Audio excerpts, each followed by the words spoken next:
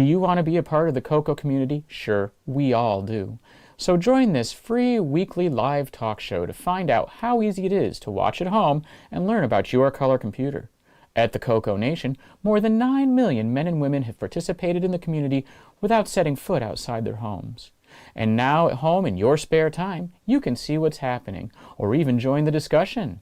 Choose from any one of these segments: panel intros, project updates, acquisitions, CoCo thoughts, featured interviews and events, the Game On Challenge, news, Ron's Garage, CoCo commercials, show coverage, panel goodbyes, or you can join one of our extra shows. You can choose from the Game On Challenge Live or CoCo Tech.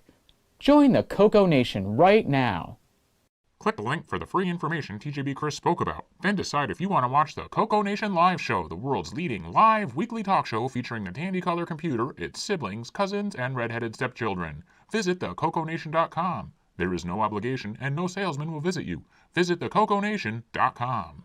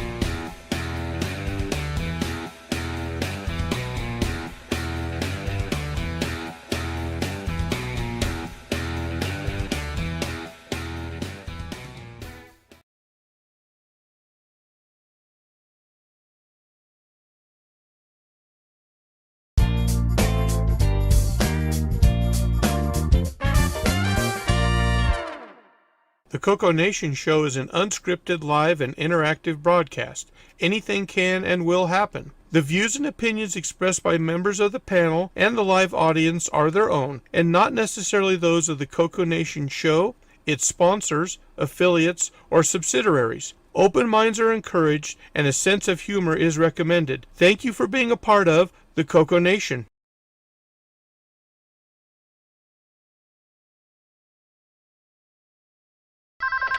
Radio Shack? Okay. What? The 80s called.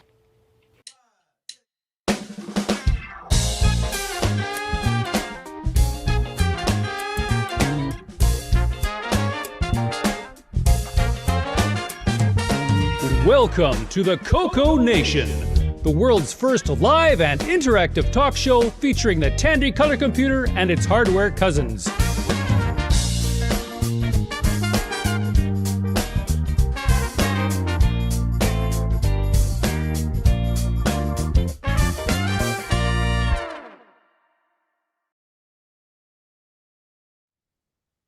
Hello, everybody. Welcome to the CoCoNation show, episode 444. Boy, we got a wild show today.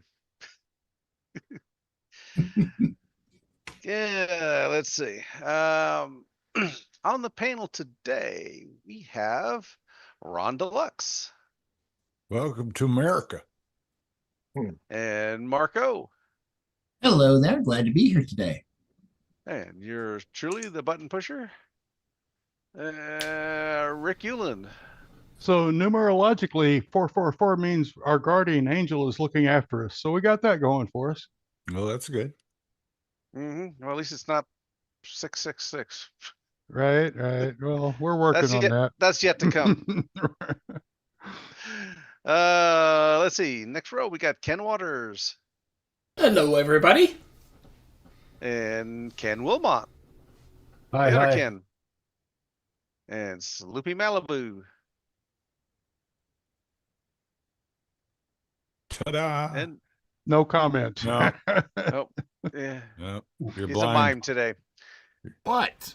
I've got my ice cold beer and I'm ready to go. It's invisible beer. That's cool. There you go. There we go. There you go. I've got a bottle opener on my shirt if you need it. Reach over. All right. Next over, we got Bob Emery. Got my doctor. Woo. And on the last row, we got Wingnut. So got my purple cup full of water. A bottle opener on my shirt if you need. And somebody's playing the show. Kevin Holloway. Hello, everybody. Hello. Hey, Kevin. And Brian Weasler. Hello, welcome to the show. In the chat, J.E. Jones, Exile in Paradise, Jim Rye, Canadian Retro Things, Tom Eric Gunderson, Brian Blake, Scott Garrett, and we're caught up. All right, let's open up with project updates. So I need to turn that off, turn that one on.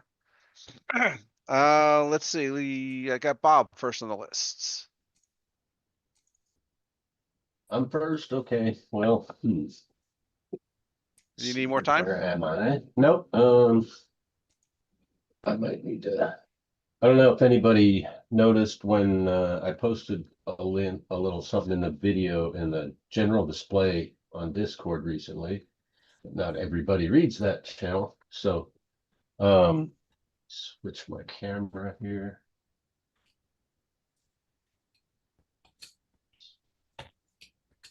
Okay.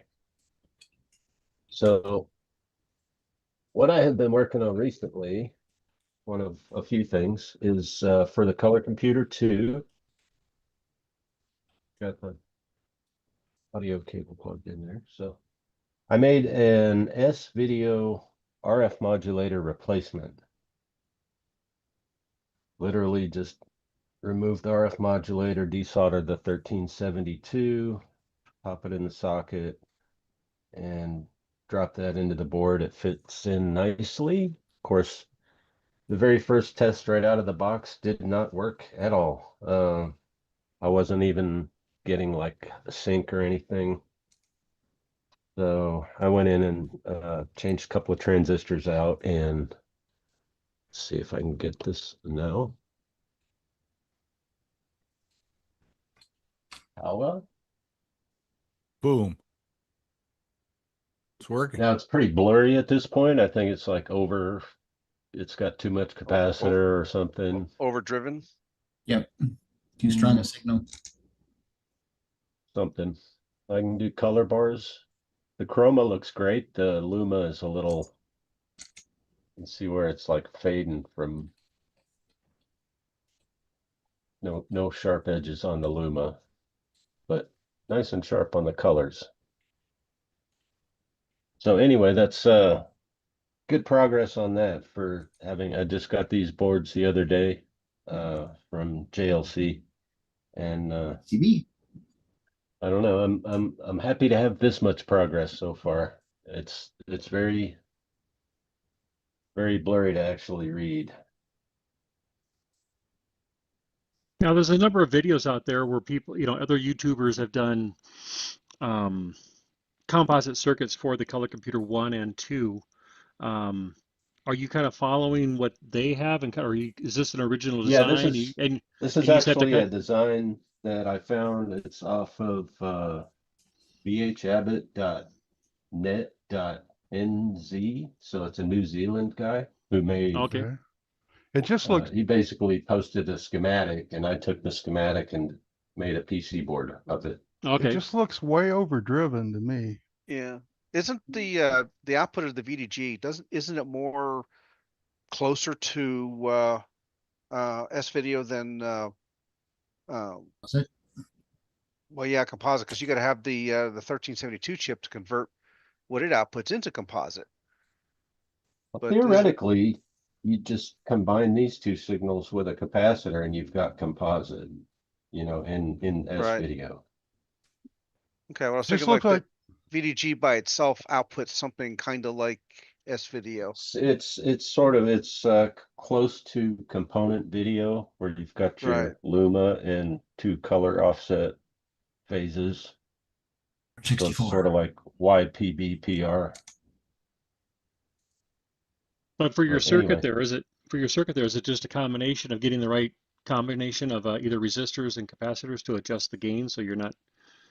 Yeah, I think so. I think it just needs a little proper tuning. Again, I don't know if it makes a difference that this guy's in New Zealand and they're not NTSC, so that could probably have something to do with it.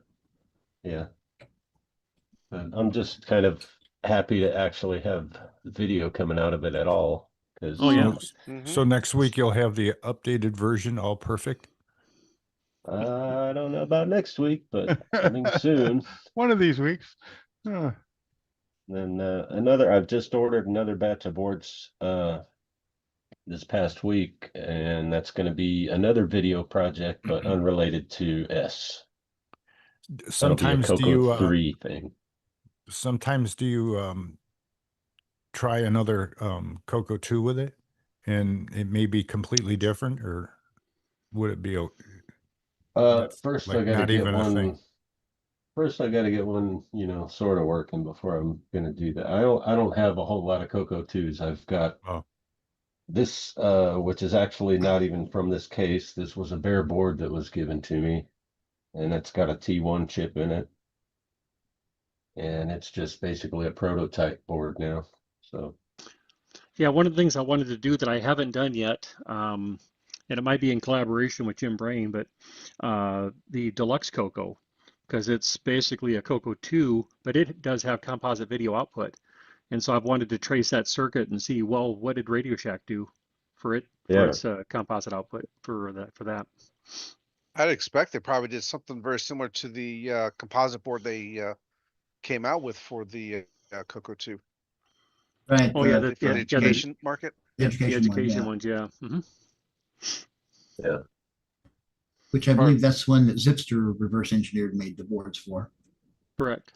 Yeah. Yeah.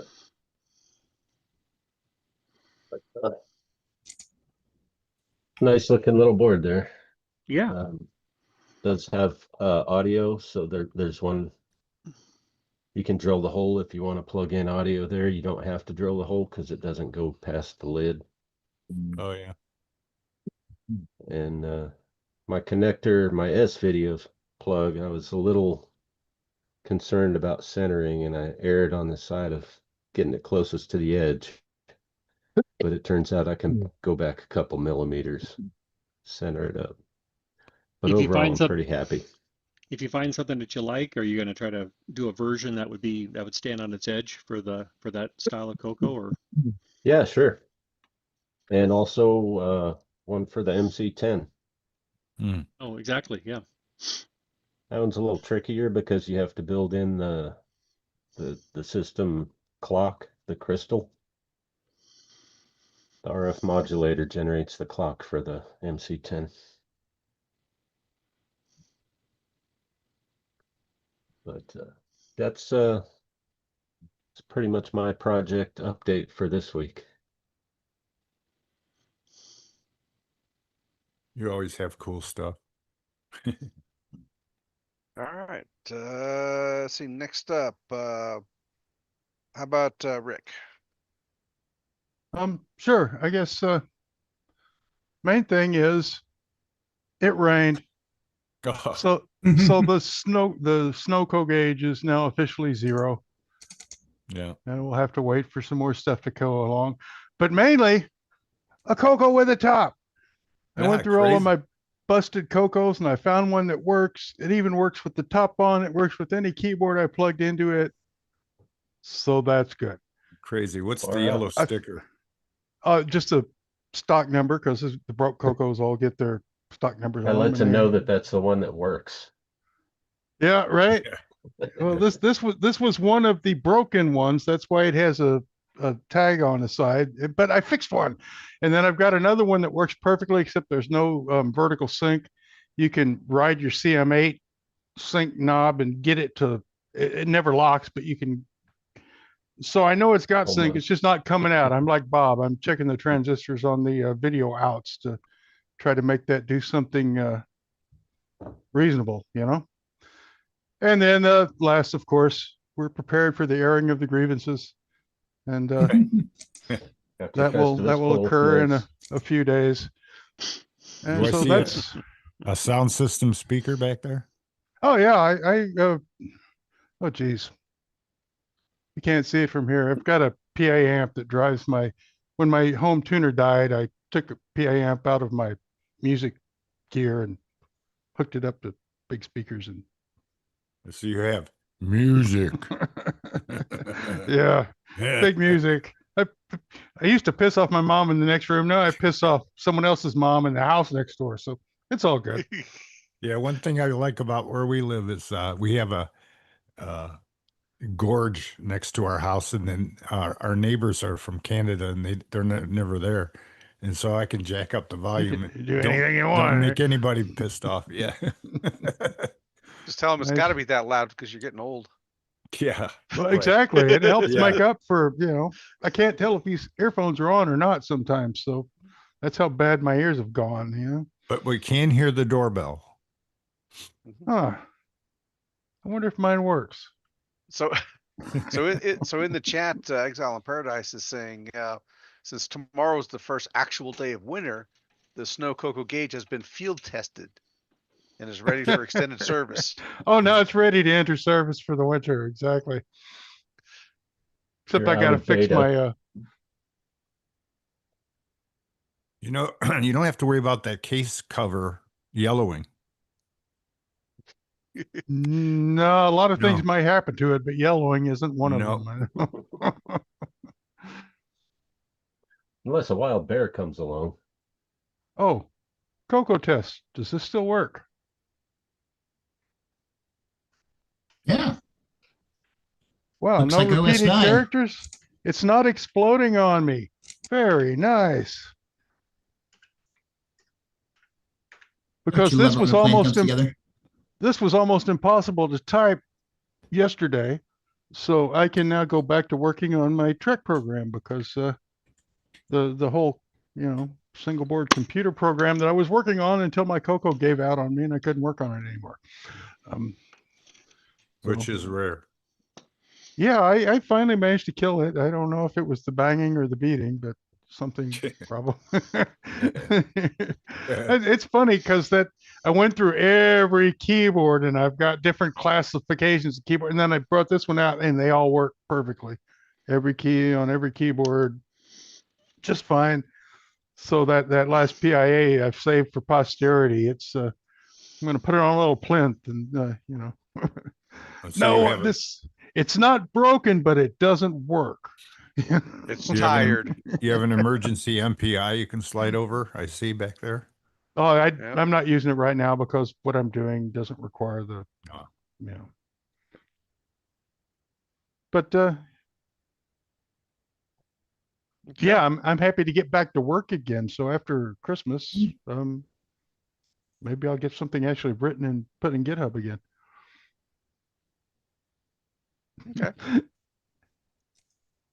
Let's see. Is that everything, Rick? Oh yeah, I just Okay. All right, then why don't we move over to Ken Wilmont?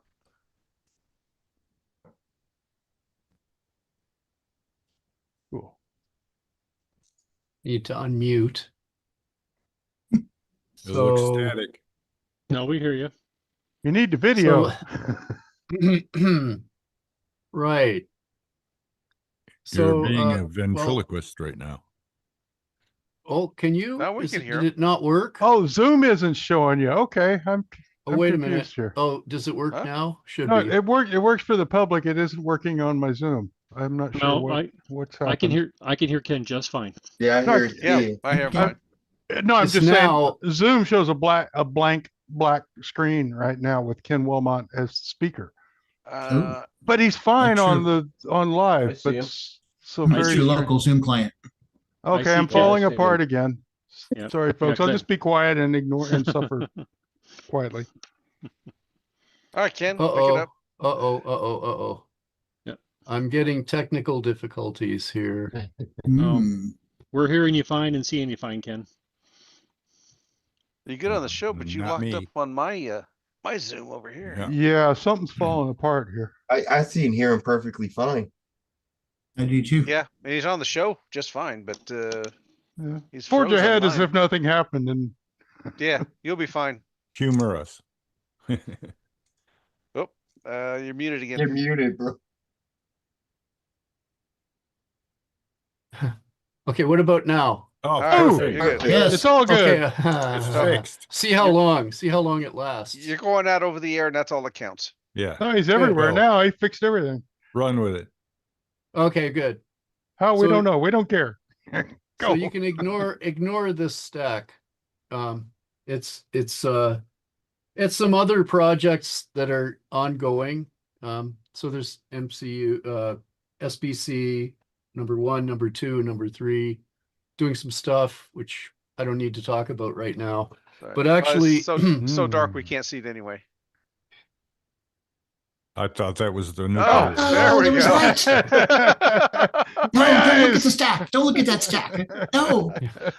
yeah, really. Yeah, so you can see, like, actually, I've been driving myself crazy building PCBs and various experiments, and some of the stuff is sort of just catching up. Like, I wanted to make some proto boards that would this is just a proto board with a connector that does fit one of these SBCs here, and I made a couple of them, so they have their own kind of I/O ports, and I put pins on the SBCs specifically in a way such that you could put a proto like this on it and experiment with it.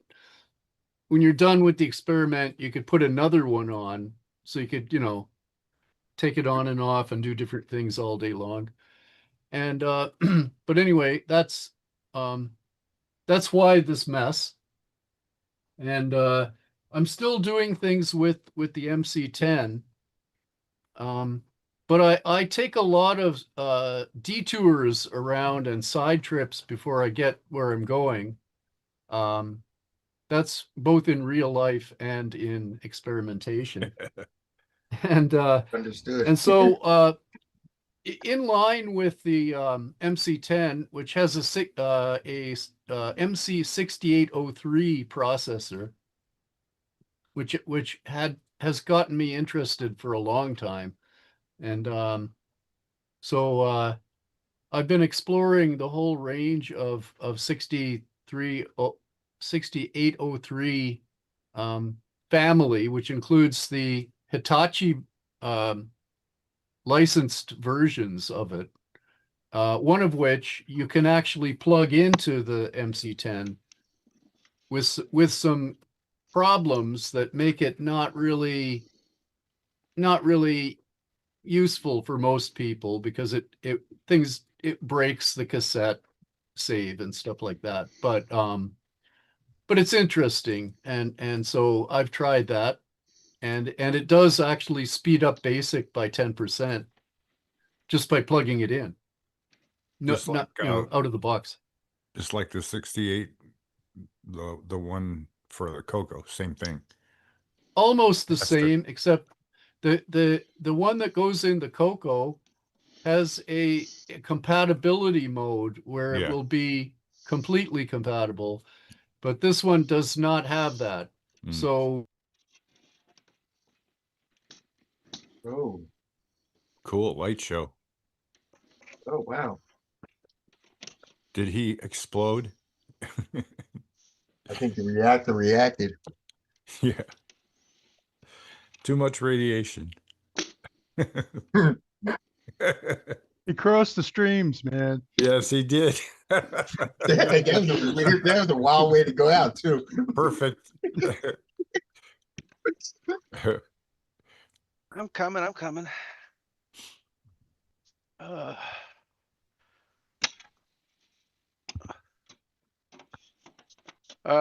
Okay, so I guess we move on. Brian.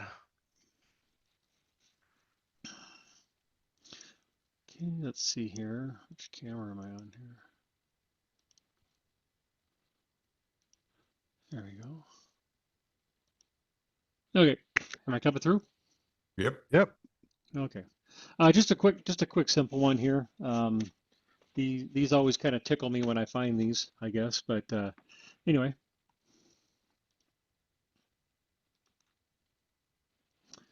Okay, just your regular, ordinary, everyday CoCo 3. So I saw this on eBay. That I tend to go onto eBay from time to time, and sometimes these things get posted out there for prices that my thumb just can't resist.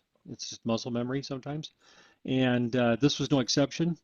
This was out there for a very, very low price, and so I took a shot at it, and because it said as is, parts only, and of course it worked right out of the box. Sweet. Didn't do anything with it. It just worked. But what makes this one even sweeter? 512. It's a 16K. It's a 512 in there, so it's a space heater. Just in time for the winter. The PP one that didn't overheat and did work. Performance for the CoCo 3, the 512 MEM one there. That's why we say PP, Brian. Yep. And it had the 87 GIME on it and everything, but yeah, it just worked. Nice. I shouldn't say the right stuff. When I say I didn't do anything to it, I am technically lying. I did give it a little poof of air on the inside because there was some random dust bunnies in there, but that's awesome. So yeah, it's always kind of nice to come across these, and so the dust bunnies weren't stock though, so no, they were not stock. And those boards give off a little heat. Yeah, just in time for winter. And here's the other thing: no matter how clean a CoCo is, has anyone ever seen a video can that was shiny on top? No. Nope. Not after 40 No matter, years. everything else is beautiful. That part. Even the whole rest of the can. Right. What's it made of? I mean, it just rusts. It's pot metal. Yeah, in this case here, the sides are fine on this here, but the top just tends to the rest of the can is shiny. shiny, but the lid is always always been crap. in a swamp. Yep. Maybe it's Get that your RF buffer wheel out. It's that RF that it's blocking, so we're not being exposed to it, So maybe I just think it's funny. No matter how nice the CoCo is, that part is rusted. Can you guys still hear me? I didn't hear Red talking. No, you're fine. Can you not hear us? Oh, there we go. You guys just came back. Sorry. I hope. Yeah, this next year is the anniversary of the CoCo. Don't forget. 3. 3, yeah. This one, right. yeah. Yeah, that I just one. got a thing saying my internet connection was unstable, so hopefully it'll be good for later. So, but anyway, this is all I Keyboard wanted looks to show. Was beautiful. just this here. This just came in the mail the other day, so it was it's nice. Well, Ken was a bit unstable too. Yeah, maybe it's the whole internet or something, huh? So. Right. So I do got a box of some other goodies behind me here though, but I haven't had a chance to go through them yet and sort them out. Is that keyboard background gray or black? Gray? It's gray. Oh, it looks black from here. Beautiful shape. Here we go. Here's some contrast for you. That's black. Right, that's black. Okay, not much different. Now that thing is gorgeous, except for the little bump on the logo sticker thing on top. Yeah, there's What's that all about? yeah, I mean it's pretty clean. I mean you can't quite see the cameras probably doing it better than it is. There's a little bit of finger goo along on these here, from What's things, the but white dot to the left of the Tandy on the Tandy sticker? just a chip of paint. It's just the paint chipped off. Okay, I was gonna say that was the only flaw I see on it is Yeah. that. Well, and what kind of caught my eye about this one though was that it did say, that it had been in for service. And that's one of the things that why I also jumped on this one, because I'm thinking to myself, okay, was there something wrong with it? Was it upgraded? Because Mark B, Right. did people send these in to have like Tandy actually install the memory, even though it was quite user? Yeah. It wouldn't have sometimes. been. It wouldn't have been PP. It would have been No. Tandy's memory. Yeah, it would have been Tandy's. Exactly, but I didn't know that at the time though. But when I saw this, it's like, I don't know, the CoCo 3s have been pretty reliable, so maybe Wonder somebody what sent they it in. Yeah. So Maybe it might have it's been the a one that was repaired. No, Yeah. or they fixed it correctly. Maybe it needed a new gimme, and they put the 87 in for you. Yeah. and yep, it might have had an it's a good life. 87 in there. Hard Now to with say. that cover off, you can tell that's gray. Yeah. On Okay. mine. Oh yeah, it's the white balance. Yeah. We rarely yeah, had CoCos in for service.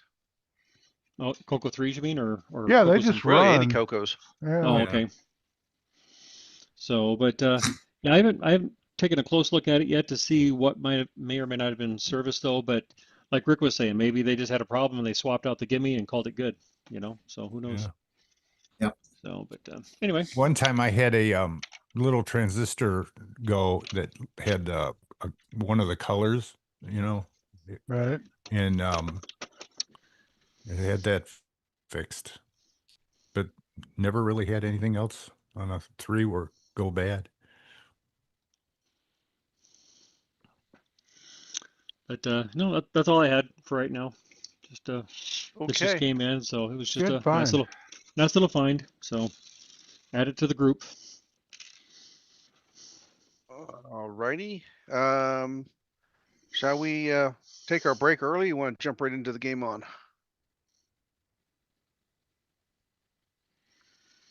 Up to Game Ken. on's good. I'm ready. Because it was a couple of milliseconds for me hitting the button. Well, I had to sit up. Yeah. He was in the Lunge prone. for the mute switch. He was in the prone position there. Yes. So, yes. That's perfect. Oh, very Christmassy. Like the toot.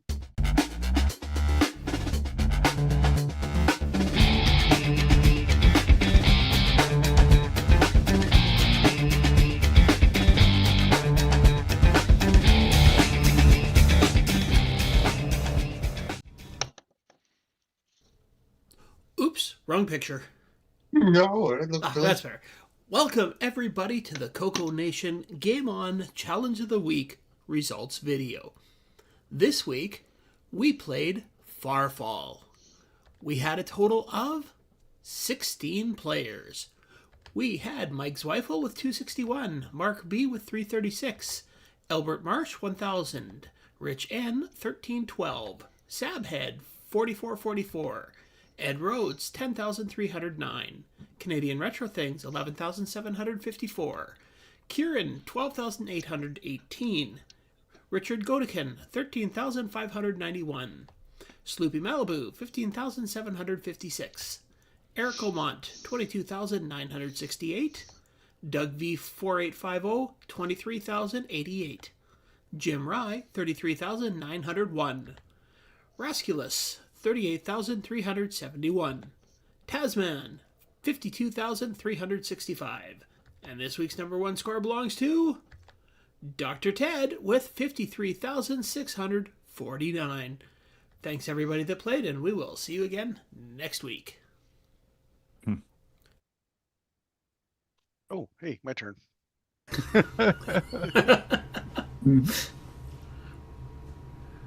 How about we salute Dr. Ted?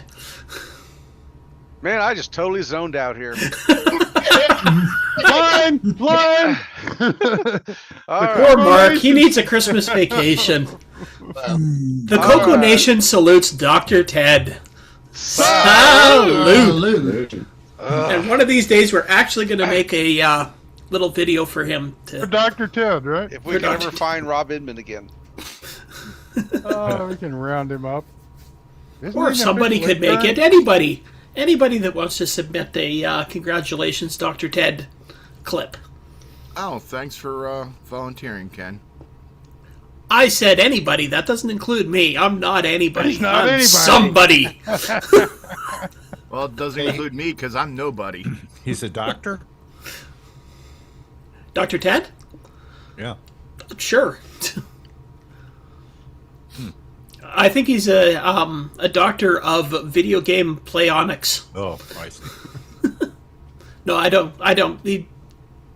I'm assuming he's some sort of doctor, but Right.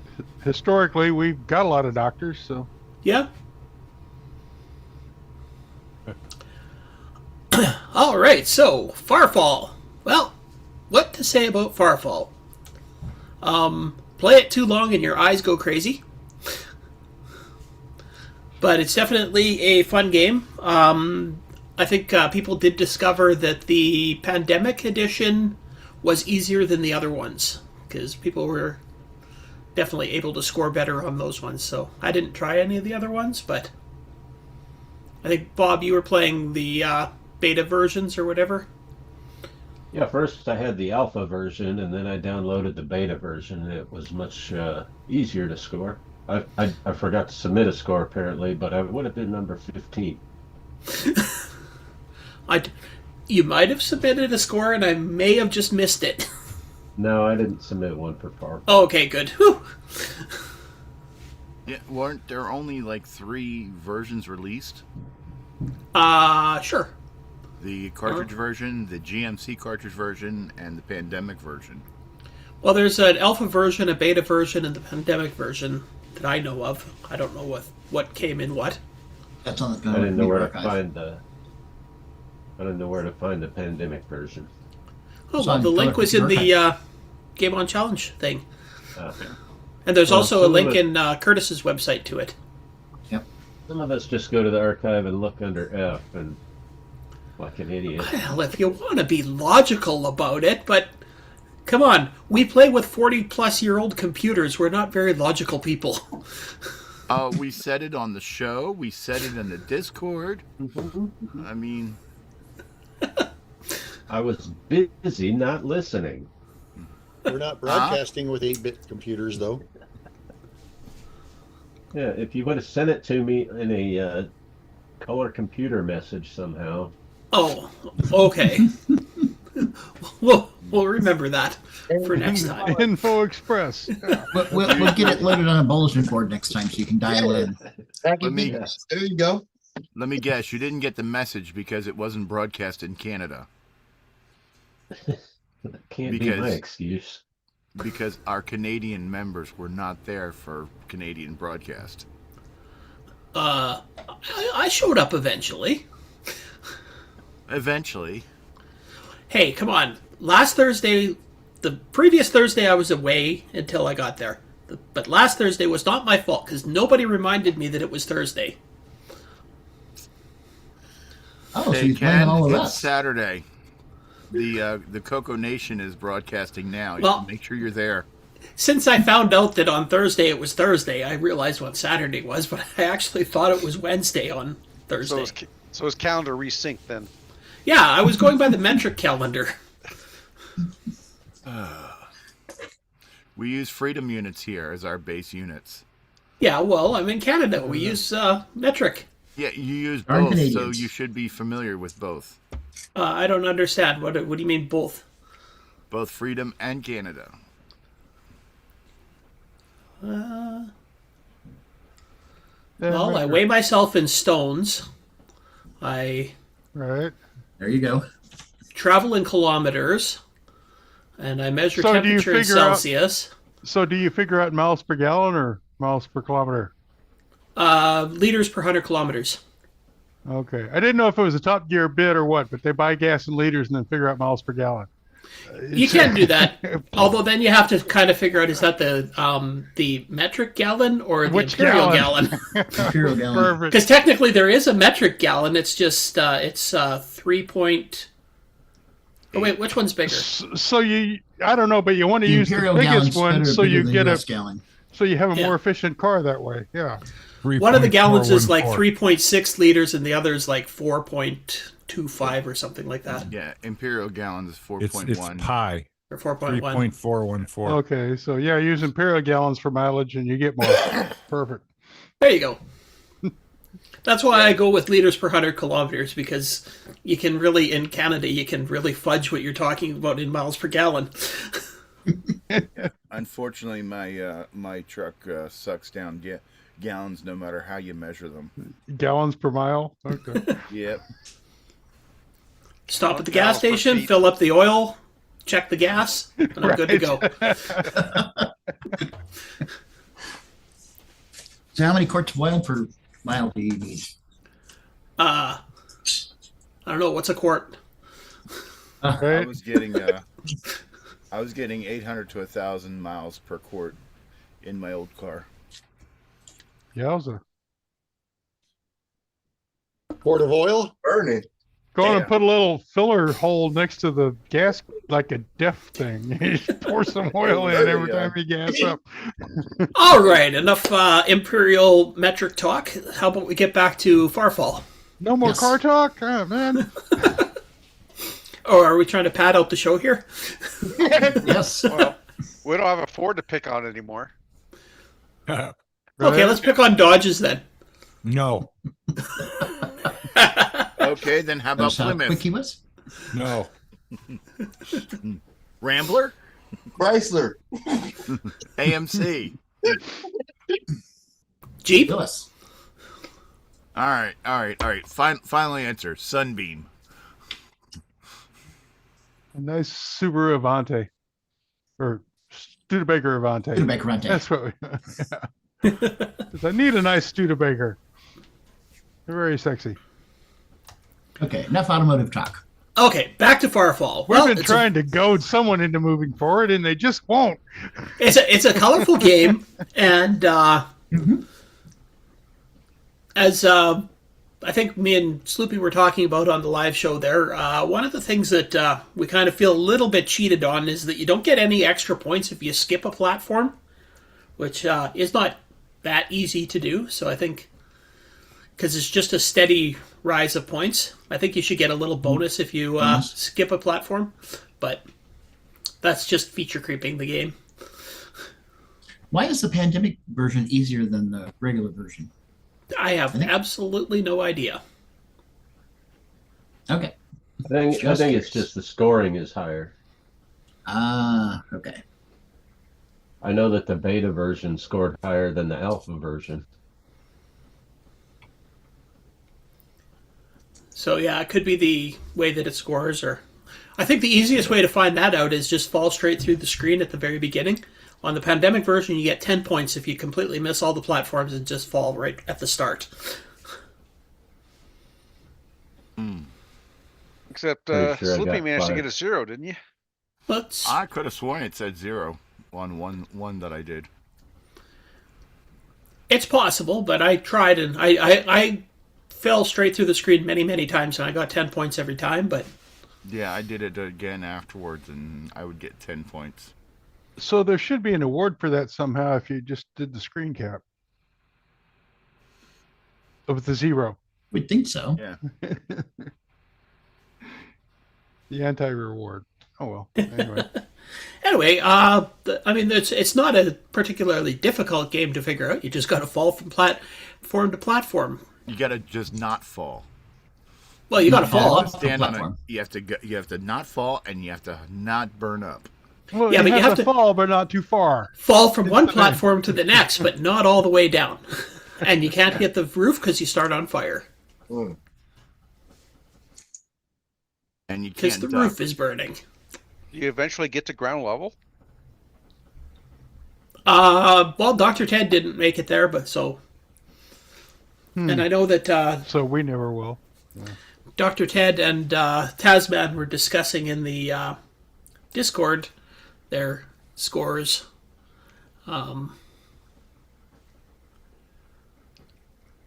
By the time you get to the up into the 50,000 point range, that's going so fast that if you get two long platforms, you don't have time to run from one end to the other. Like if you go down the left side and you have to get all the way over to the right side to drop off the platform. So that's a way that it insta kills you because that's Tasman said that he feels cheated because he got two long platforms in a row and he didn't have enough time to make it across the screen before it got all the way up to the top. So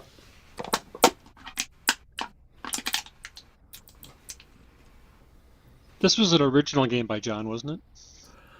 it's based on like there's an Atari 2600 version and Okay. Nick Morente's made a version for the TRS-80 Model 1. I'm not sure which version ever came first. I do believe the 2600 version came first because it was from a long time ago. But I think there was also other console versions back then that had similar premise. So, although one of the things I think with the Atari 2600 version is that that's pretty cool is you can play head to head on it. So you've got two characters on the screen at once, so you can block the other character from getting to a thing to jump down.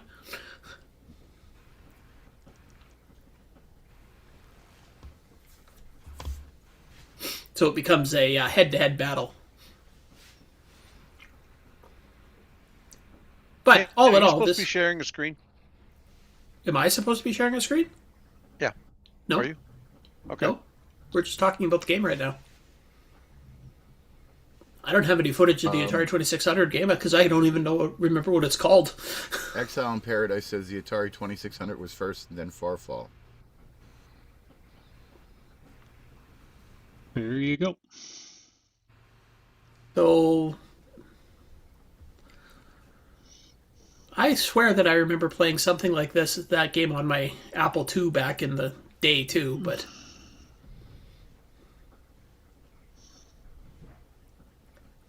that would be a question for Mark Overhoser. Was there something like this for the Apple II?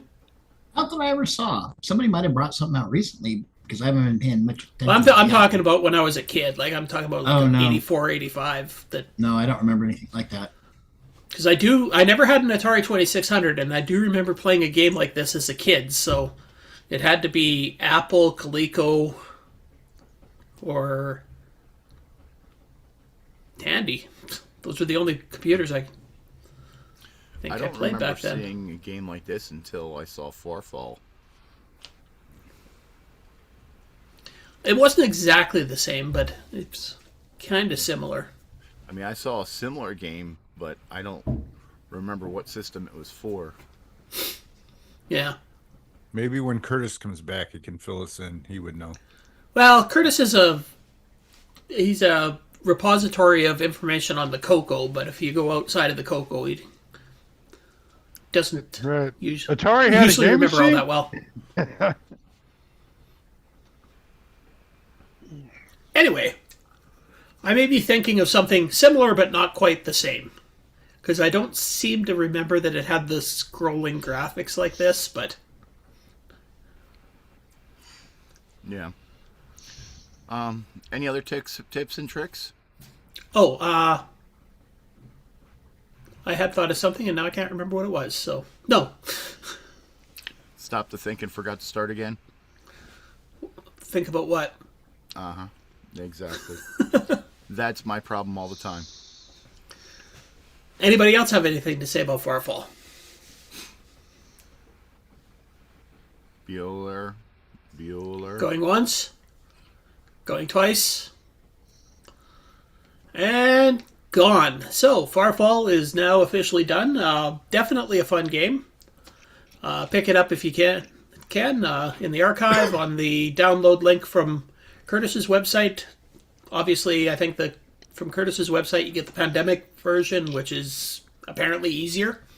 It's not on the archive. It's on archive.org. Oh, it's on archive.org? Okay. Yes. The archive is generally around here, the Color Computer Archive. Ah, okay. See, and I just assumed as people were saying the archive, not archive.org. Yeah, it's archive.org. On an archive. The Color Computer Archive does not have it. Okay. Your best bet for the easiest way to find it is to go to Curtis's page for Farfall and then follow the link there. Yep. That's how I found it. All right, and the other game that we played this week was Zone 6. Yeah, did you see Eric Wilmont's score? No. Holy cow. Is that the one to beat? I haven't seen anything close to it.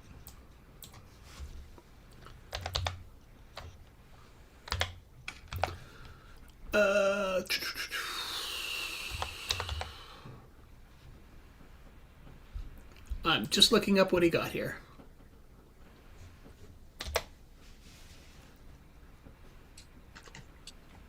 Oh, I didn't. Can't find it. Oh, there we go. 1769. Uh-huh. Well, I think Dr. Ted will beat that. So, have we figured out a little bit more about playing this game?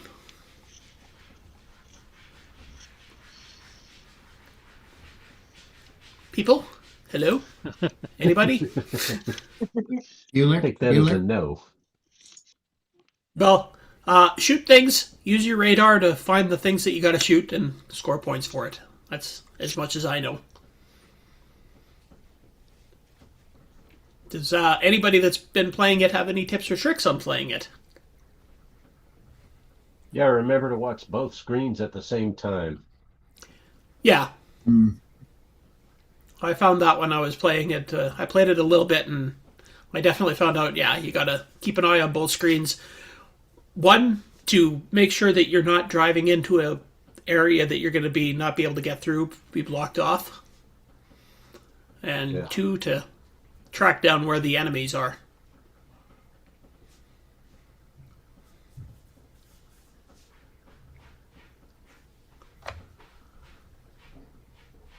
But, well, if nobody's got anything else to say about that, I guess we can move on to looking at the live Game On Challenge.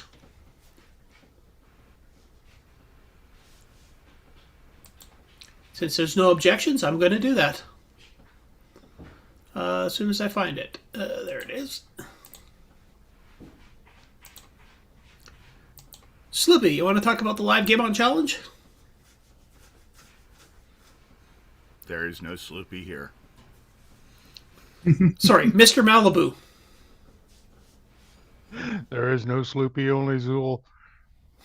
Chris, you with us, Chris? Hey. You brought it on yourself. Pulling out my in trouble name. That's right. Yep. I'm never in trouble. I'm a good boy. I'm a very... Panel wants to vote? Huh? Does the panel want to vote on that? Okay, tell us about the Game On Challenge this last Thursday. Okay. We had, I do believe we had up to 6 people playing at once. I believe so. I could be wrong, but I do believe 6 people playing at once. There was at one point, yeah. And we had quite a number of them playing Farfall over Zone 6.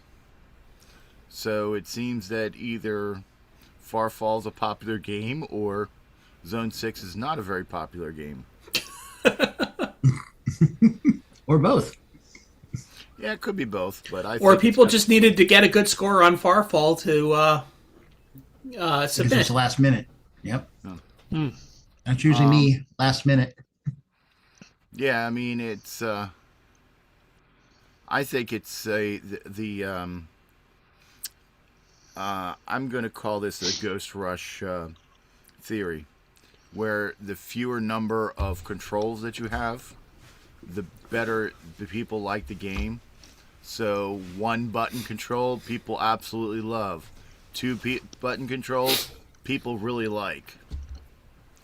Now Zone 6 has what? 6 controls? 5, 6 controls? So it's not as well liked. There you go. It's the less I have to think about playing the game, the more I enjoy it. Yep. The more stress there is, I mean, the less stress there is, the more happy there is. Oh boy, you guys are gonna not like the game I chose then.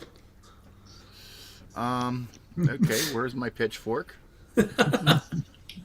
Oh well, I don't Get your torches here. Get your torches here. But I do have my clippers. Hey, watch it. And these are the big ones. Ken, I see what you mean. You could hypnotize somebody playing Farfall. Yep. You could hypnotize yourself playing it. Yeah. You just get into a trance after a while. Your brain gets so used to the moving background. And then when you shut it off, your brain has still got squiggly lines moving. Squiggly lines going down. Yep. Yeah, it also doesn't help that the platforms are the same colors as the lines going down. So some of them are very hard to see on the background. Yep. I know when I was playing in, I think it was RGB mode, when it was red and blue platforms, you could almost barely see them. Let's see if I can find like some. here on the slower one, you can it's hard to see the man against the background. Yeah. Mm-hmm.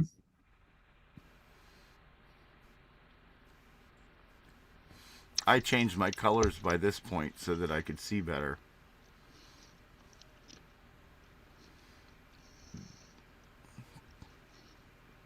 Yeah, like this red and green. The red is terrible, but the green is good. You start to go back a little bit here. Things start to really blend in on Jim Rise. Yeah. Now, is But there background music even if you don't have the Game Master cartridge version of it? Does he still have? I do believe there is game sound.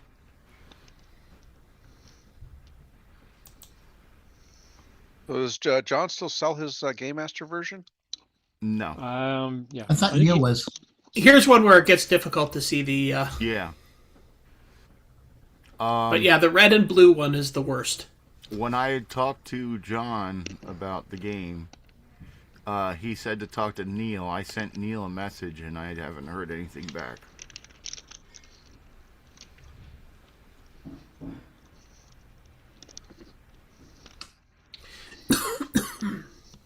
Yeah, it would be nice to have like maybe a little limited run of these cartridges again for people to pick up if they missed it in the first place. If, although nothing official, I can say that you can get a flash pack from that nice website called Go for Retro, and you can also get a cartridge shell and make your own.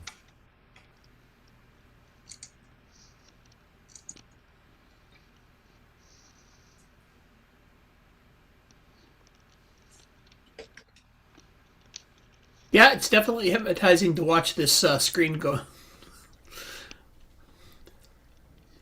Yeah, it is a pretty good one. So, I guess anything else to say about this, or should we talk about what's going to happen next Thursday?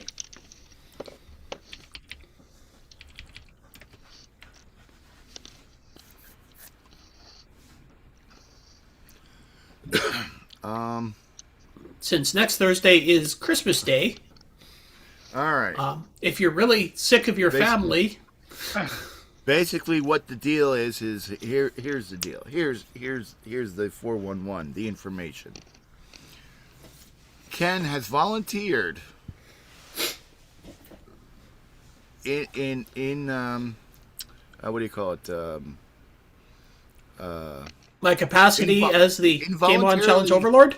Involuntarily volunteered, aka part of his probation for missing for being late last week, has volunteered to host the show this coming Thursday. Problem is, I don't have any credentials to do that. You guys won't give me the streaming credentials, so you'll have a studio engineer there. So we're gonna have Kenadian's Retro Things Rockin' Christmas Eve Game On Challenge live. No, that's Christmas Day. Oh, yeah. Well, I meant that, but it came out wrong because everyone calls Christmas Eve. I meant Christmas, the eve of Christmas. Christmas Day Eve. Yeah, there you go. So does everyone Boxing Day Eve? Basically, when you're absolutely sick of your family on Christmas Day, you can come play games with us. So do you get 10 points, 10 times your points for extra engagement? You Yeah. get our... And the challenge, if we play on Christmas, we should get extra points. Let's put a 0 at the end. You get, How about you get holiday bonus points? Yeah. Yeah, all of your scores are multiplied by 0. Oh, man, I wanted that 0.0 on the end. Or if everybody's had enough eggnog and join them, invite them to join you on the Game On Challenge. Okay, Rick, I think you're right. We'll put 0.0 on the end of your score.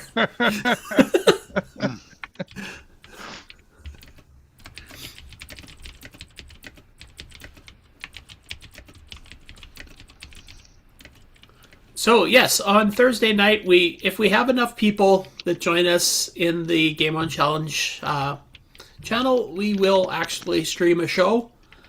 But if it's just Sloopy or just me and Sloopy, then we probably won't. But we'll still be there. Yeah, we will be there. If we get enough people, we will stream it. If not, then it'll just be us. Just stream a Festivus poll still for 2 hours and call it a day. Yule log.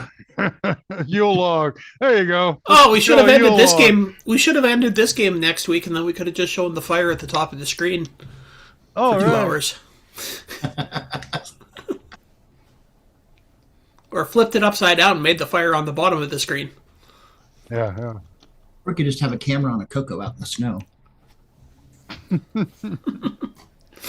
Yeah, but we ran out of snow. That was this week. That's next week. You're right, right. Next week's a whole new shovel schedule. But that's not much of a fun game, so what do we do? Well, we will stream what we can, if we can, on Christmas Day, so... Yeah. Yeah, I'll definitely be there because I have nothing better to do. I've got no friends, no family, no nothing. I'm sure I'll probably be tired of my family by 5 o'clock, so... You may skip the airing of the grievances and come to the Game On Challenge. I'm not going to guarantee that I won't have had a little bit of Christmas cheer by the time I come onto the show, but... Well, that's why you need the extra 10 times on your score. Yeah, we're going to put a 0.0 on the end of it, just like you asked. Well, no, you need a whole 0 to make up for the eggnog.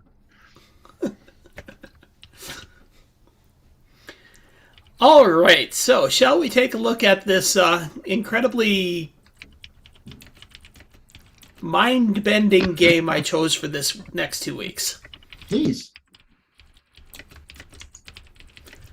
Where is it? Here it is.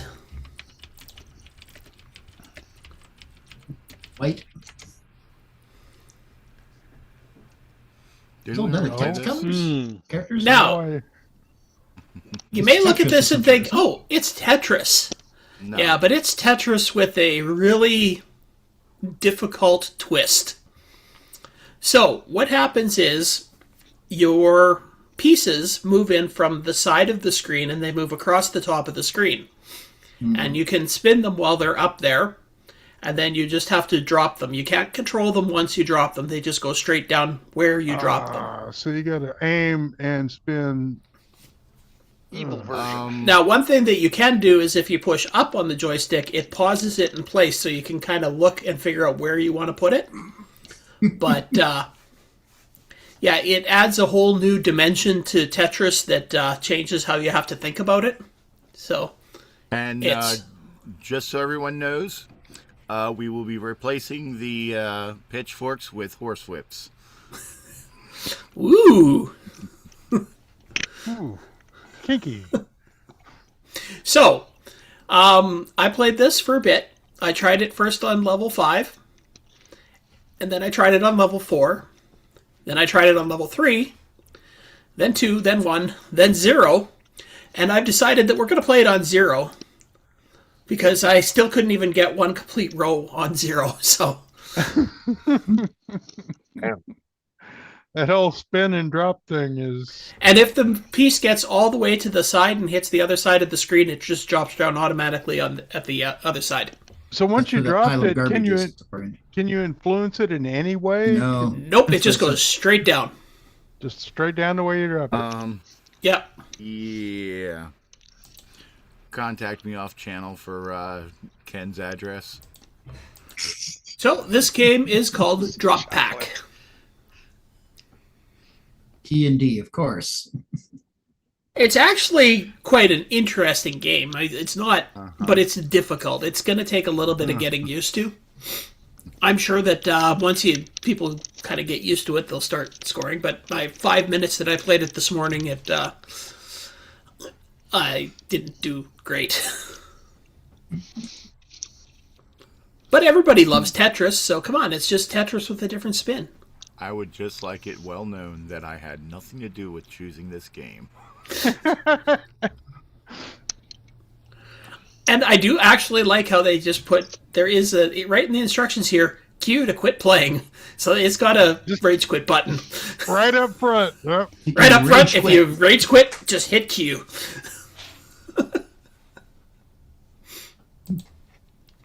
So that is going to be our game for the next 2 weeks. Merry Christmas, everybody.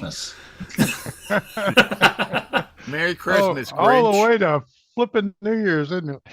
So, Ken, it's been brought up in the chat that isn't there a Christmas Ghost Rush and a Christmas Timberman?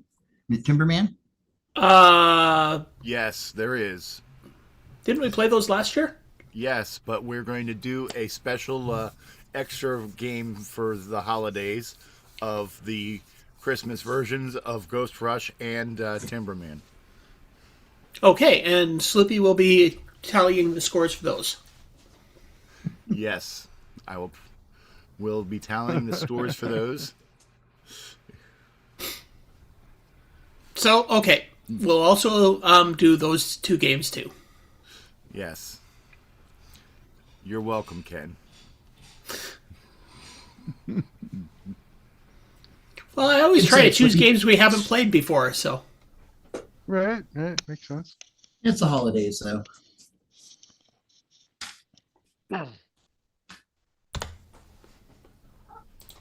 Okay. All right. I think that's everything, isn't it?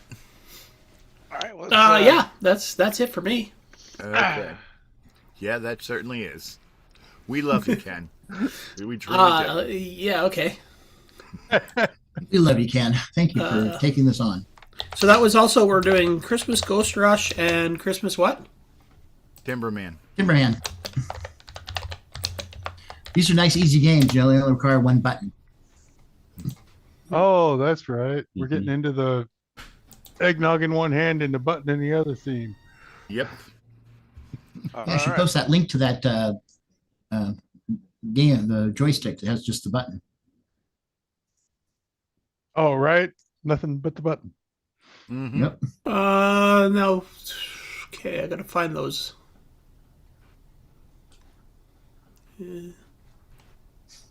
Nice hat, Ken. Thank you. Okay, I will post those in the Game On Challenge. Yeah, they're You ready? bonus, so they just get participation trophies. Okay, are we ready for a commercial break? Yes.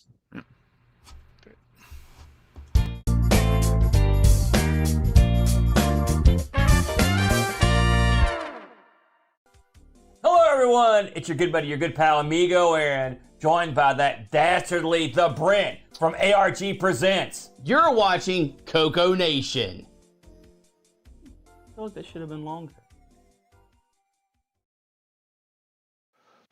The CoCoNation show would like to thank the following patrons: AC's 8-Bit Zone, Alex Gare, Alan Huffman, Barry Tompkinson, Boysen Tech, Brendan Donnie, Brian Walsh, Brian Weasler, Karen Askham, Coconut Bob, Daddy Burrito, David Ladd, Derek Smithson, Diego BF109, Don Barber, Eric Canales, Frederick Segard, Glenn Hewlett, Graham Wabke, Grant Leedy, Henry Gernhardt, Henry Strickland, Jason Warrens, Jeffrey Drywater, Jim Mullis, Justin Larson, Ken Reichard, Kevin Holloway, Mark Castellan, Michael Hill, Patrick Euland, Paul Fiscarelli, Paul Shoemaker, R. Allen Murphy, Richard Harding, Rob Inman, Rocky Hill, Steve Batson, Terry Trapp, TJB Chris, Tom C., Tom Gunderson, Tom S., William Athing. Thank you so much, patrons. If you would like to support the CoCoNation show, sign up at patreon.thecoconation.com. Hey everyone, I'm TJB Chris, and I'm watching the CoCoNation live show, and so are you. And probably shouldn't be pointing that thing at you. Enjoy!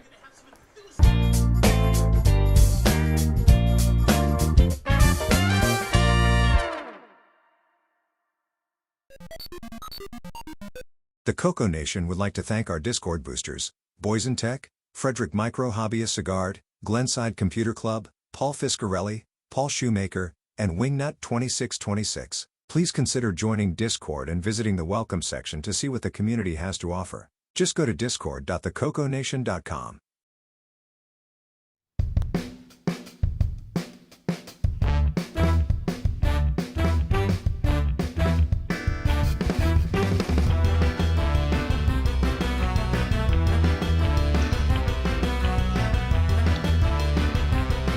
Wow, I don't remember this one.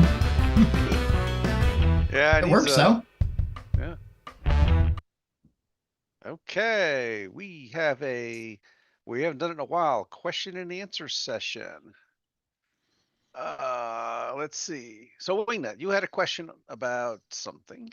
Yeah, and admittedly, it might have been answered by Exile in Paradise. He sent me something about W Create.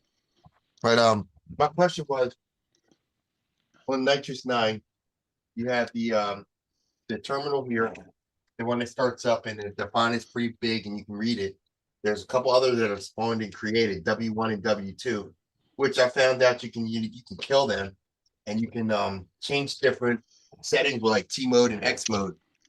All right. Which didn't work and do what I was trying to do. Basically, I want to get more terminals that look like this with the big screen size. Here is the OS 9 manual showing W Create, which is exactly what you want. It allows you to specify, because you can have what is it, 16 of these windows. So you can say I want W8 to be a 40 column window that does this and that and the other thing. And this isn't going to come on the air, but it's very simple. You just kind of tell it which W number you want, what size you want, and you can make it full or whole screen. There's all kind of, colors and all of that stuff. But just look up that one command. If you've got the PDF of any OS 9 manual, it will tell you. Okay. Hey, Rick. So like the Easy Use Edition, when it starts up, it launches a couple terminals, as I recall. And some of them are the 40 column, some are the 80 column. What's the script that runs in? Could you go in and modify that so they all come just up in 40? startup. Yeah, it's simply startup in the root. And let's start up and you'll see what he's doing. Right. So he should, so you should be able to go and modify that startup file. So instead of spawning right. So you can throw a W create command in there to say, I want a new window, W4. And that goes in your list of windows you can clear to. And you can delete the ones that he's got if you don't want them there, And yeah, exactly. Just copy his lead in the startup that you've got, and make another window in a different size, and put a shell in it, and you're good to go. Got it. Yeah. And like, admittedly, some of this may have been answered. I didn't really look into what Exxon Paradise sent me. We really should just have a people coming into OS 9 show for CoCoTech, just how to get away from the stuff that you're given and do simple things like, yeah, I want 5 different windows that do these different things. And because you can do that on CoCo, and it's the cool thing that you can do. And it's hard to do if you don't know the very easy way to do it. So maybe it's like customize OS 9. And I've been digging through manuals. Like, I'm learning a lot. I'm telling you, I'm learning a lot. And it's, but it's, there's a lot of documentation. But there's a lot to learn. Exactly. Well, you're halfway to Linux by the time you're done with OS 9, which, or maybe 3/4 of the way to Linux, which is learning a lot. Especially when you've got an 8-bit computer to teach you, because, you know, you have to get directly to the point on the CoCo. You can't depend on aliases and fancy things that other Unixes have. OS 9 can do all those things, but you got to know exactly how to do what you want to do. And And it's an easy way to show up your Commodore friends. oh yeah, when especially when you clear key to about the 3rd screen that's running at the same time, it'll just kind of get quiet. Yeah, try that with Geos. Right.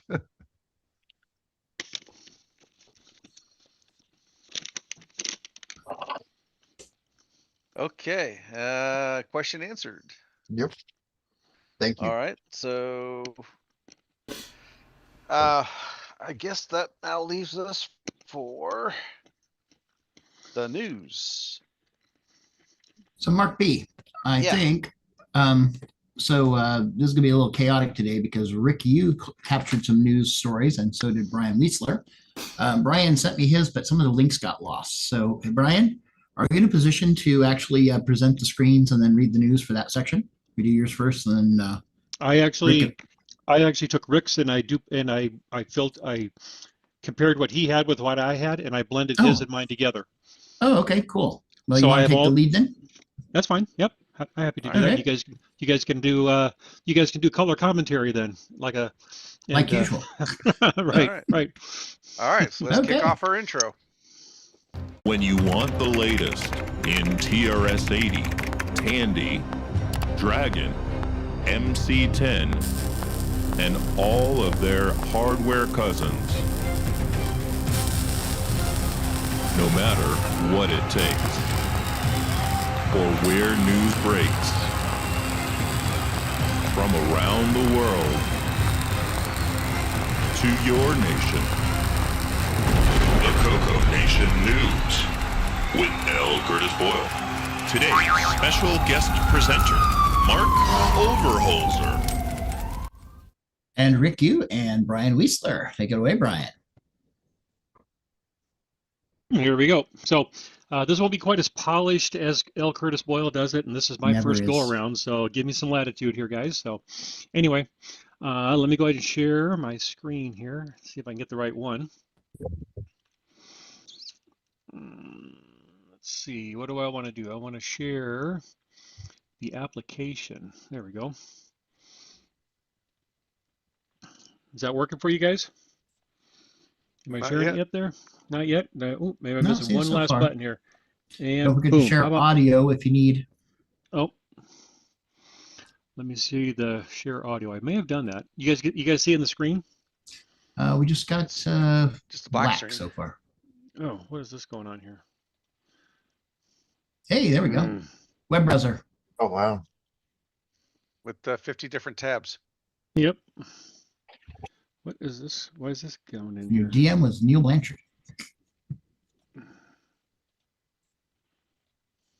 There we go. Okay. Am I sharing that properly, guys? The way you guys need it? You see it? Vault Arcade. That's what we're Okay. seeing. Yep. Before we get started here, though, let me go ahead and I think Curtis does some of the announcements first. So, first off, here is the Canadian's official, or let me take one step back here. The next Tandy Retro Show that'll be happening January 24th and 25th, which will be a series of live video streaming presentations Mark O is currently taking bookings for people with topics. You can send an email to the registration at tandyretroshow.com. And I think you've been getting some in so far, haven't you? I've got a few, just 3 or 4, not very much interest so far. So okay, I know Curtis and I've been talking about trying to pick a time slot there, but we haven't ironed anything out yet. But okay. we may do we may do a 2-hour segment. That would be good because I only got about 4 topics so far. So. And then about the same time is the Canada's official VCF in Montreal. That'll be held January 25th and 26th. And it'll be held in the Royal Military College outside of Montreal. There'll be at least 2 CoCo speakers that have been confirmed so far. The link to that will be, we'll include that in the show notes here, so people want to go see that. Next up, April 24th and 25th will be CoCo Fest 2026. It'll be at the same place, the same hotel as before. I believe the hotel booking is already opened, and towards the end of January, vendor tables will be opened up. So we're starting to iron out the details with that. Next up, April 24th and through the 26th will be the Latin America VCF in Baja, is it Blanca, Argentina? And that'll be their show down there. They always seem to have a pretty good show down there for theirs. VCF PNW, Pacific Northwest. They'll be returning May 2nd and 3rd in Tukwila Community Center and Tukwila, Washington. And then Tandy Assembly. We'll have a little news topic about it though, but they're moving. And so they're going to be, but it's, what do we got here? Left Springfield and going off to Cincinnati. So we'll talk about that here a little bit later in the news. Okay, for some Game On news, we have a link here, all things Atari, and then some. And this looks to be kind of a rather large arcade. The guy's doing a walk around here with looks like pinball machines, and they have all sorts of arcade machines. Did anybody know more about this video at all here? What's going on? There's just the specific link I had was a link to a CoCo 1 commercial thing, so even Atari knows where the good games were on the CoCo. Okay, yeah, this is what came up with me there for me. Let's see here. Is it broken? Let me. I don't even have my file up anymore. No, that's fine. Here, let me. Let's try this real quick here. I'll try the link again.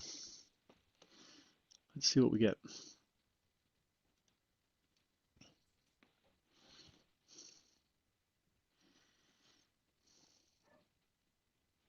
Yeah, here we go.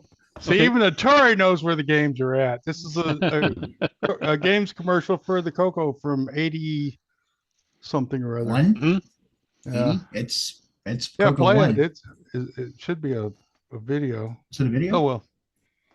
Yeah, I'm not getting a video. This is all I got. Was this? Oh, okay. Well, in any case, yeah. Even the Atari guys say, "Hey, play your games on the CoCo."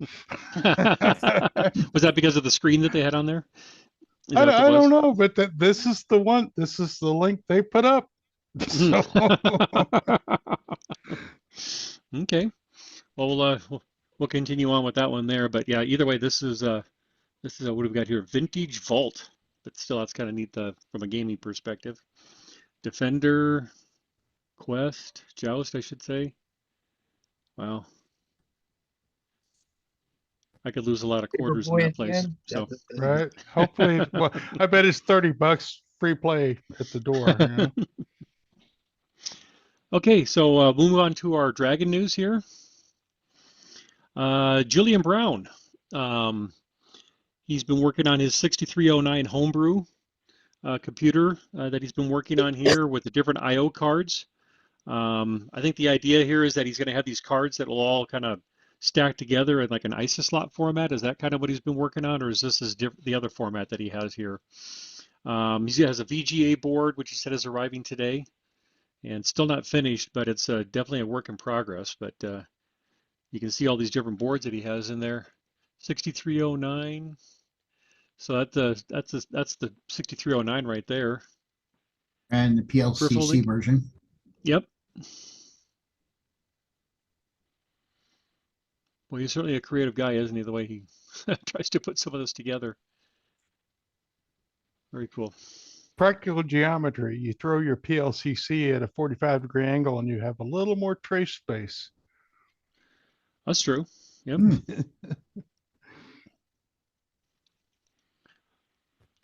Next up here, Richard Harding posted the link here. He had a chance to do an interview with John, is it pronounced Linney? Yeah. Or Linney? Yep. Linney. Who worked on the alpha and the beta prototypes at Dragon Data, and he has a link here posted here with the interview that he did with him.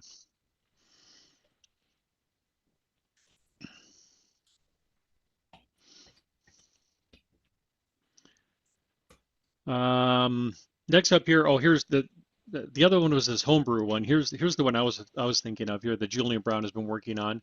It's a second build of his ATX design, and you can see here there's kind of the ISO slot. So all the individual boards. Backplane. Yeah, it's a backplane system with the individual boards. Yep, and you can all kind of plug them in there. You can see the joystick ports and whatnot there. So it's kind of another interesting design that would certainly make it more compact. Have any of you seen what the dimensions is of this at all? Is it like 6x9? It looks pretty small. You can see the DIN connectors in the bottom left, so you have a general idea of how big the board is right there. Yeah. Yep. So those are about what about maybe half the size 15, of a CoCo? 17, yeah. 15 to 18 millimeters for each one. So it's like your standard 8-bit slot from ye olden days, right? Mm-hmm. Julian's actually in the chat right now. We could ask him what the dimensions are. We'll have to maybe do some millimeter to inch conversion here. For real? I'm having trouble typing cat sitting on my keyboard. Oh, okay. He says the HX board is slightly smaller than a regular Dragon board. Oh, okay. Okay. Yeah. Very cool. Yep. He's always coming up with some creative stuff, isn't he? Mm-hmm. Well, we need replacement hardware if we want to keep messing with the real stuff. So, right. Here it is. That's all I have with the Dragon. I can go ahead and move on. All right. So we're doing the CoCo 1, 2, 3 now? Yep. This will be the CoCo 1, 2, 3. Jamie Cho, mm-hmm. pronouncing it right there, yep. Was doing a Holiday Christmas tree baker program.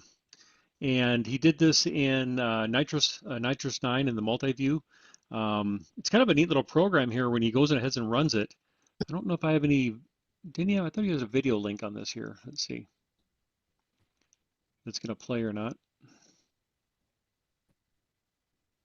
I'll kind of jump ahead. So it's this neat little menu program that he has going on. Drag and drop? Yep, where you got like the trunk, you got the different branches, presents, and stuff like that. And let's see here. He's going to kind of showing about it a little bit there. So there you can see he dropped a trunk in place. There he's kind of building the base of the tree. Now you just need to expand it so you can do frame by frame so you can do your own movie. Right. So it's kind of neat here. You can kind of, now he's kind of building all the branches there. I'll jump ahead a little bit here more. You can see he's already placed the star up on there, and now he's moving, putting some different colored ornaments on there. But it's kind of a neat little program.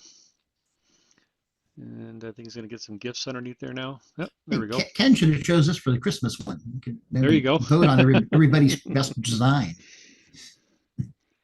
And looks like maybe he, okay, so he was kind of playing.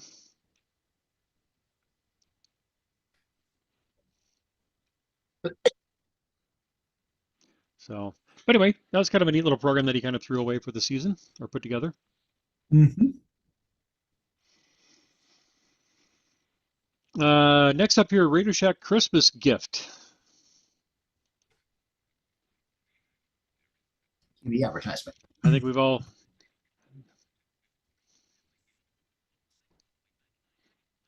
CoCo 2. Ooh, that's about the price that they go for on eBay Color now. baseball.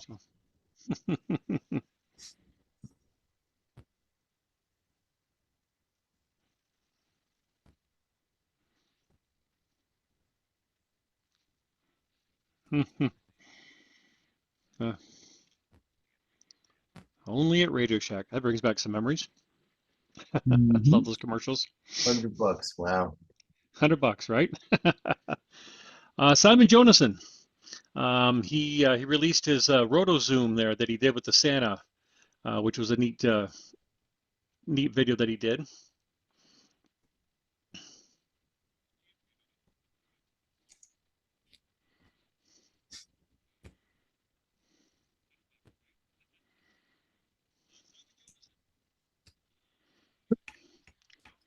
Ooh. Oh wow. I'm getting some feedback here. Really? You guys hearing that? I'm not sure. I'm No. hearing myself. Okay, sorry. Nope. I'll go ahead and play this. But this was neat, the video scrolling that he had and the rotation and stuff like that. I think it was really impressive.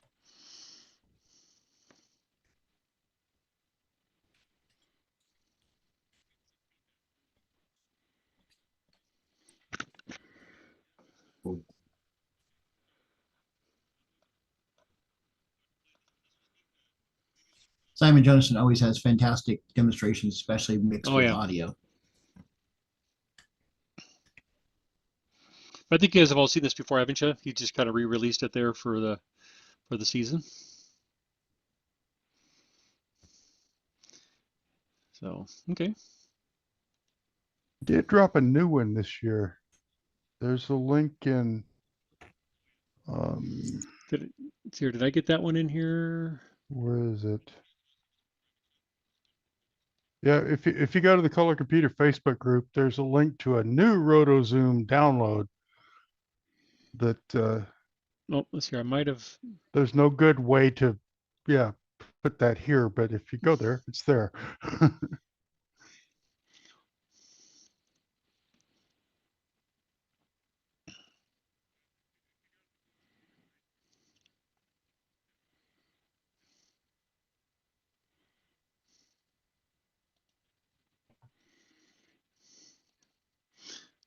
Let's see. Stop it. Come on here. Where's this thing? There we go. Okay. Next up here, we got Superpowers game, a TRS-80 color computer prototype using the semi-graphics. And let's see, who was the one that did this one here? Jim Mullis, I think. Yeah. He's doing it for the CoCo 3, but I think he was doing some experimentation for the CoCo 2.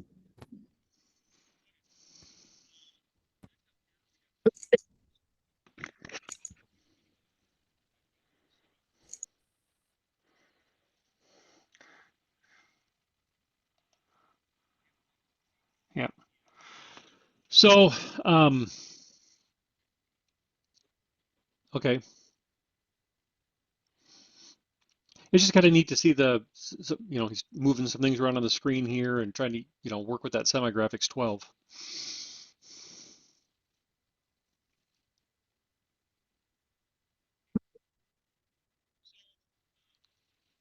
Okay. I don't know. I don't know if it's me or not. I'm getting like 5 seconds later, I hear myself in the screen here. I'm sorry, guys. It's kind of throwing me. So I'm gonna go ahead and move on here. So Robert here, he's been doing a lot of posting lately of some pictures that he's been generating and the graphics dithering. Here's another one that he did.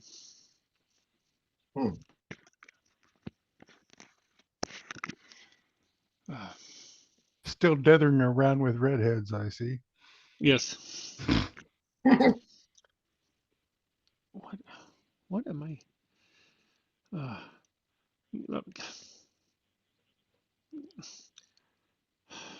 Give me a second here, guys. The screen keeps popping up on me here, and it's just making it difficult.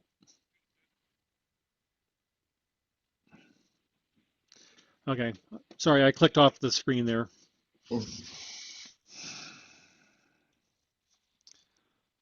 Are you guys hearing the echo at all? You guys hearing me come through? No. Is it just No, me? you sound good. You sound perfectly clear. Yep, fine here. Yeah, you're fine.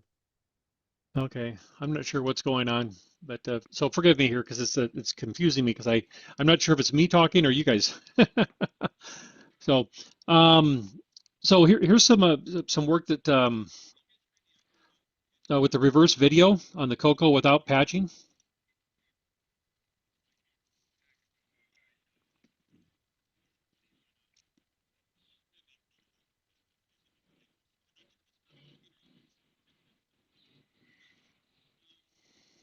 This is the 16K HTB DOS ROM that he's working on, right?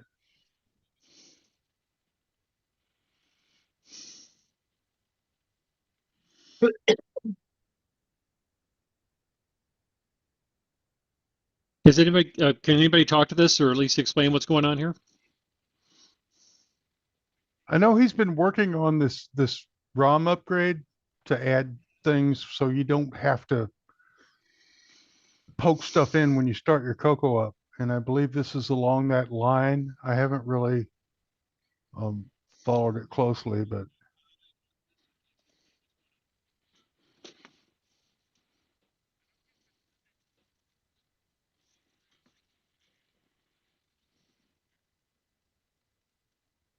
uh-oh.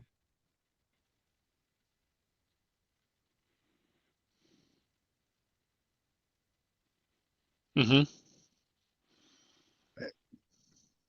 In any Okay. case, I don't really have much to add to it. He's Right. he's fixed. There's a patch that he's added recently to make this better. Mm-hmm. And Okay.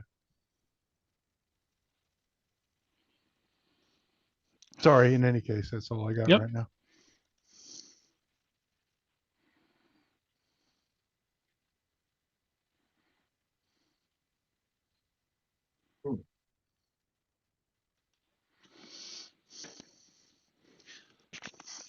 Okay, I'm gonna go.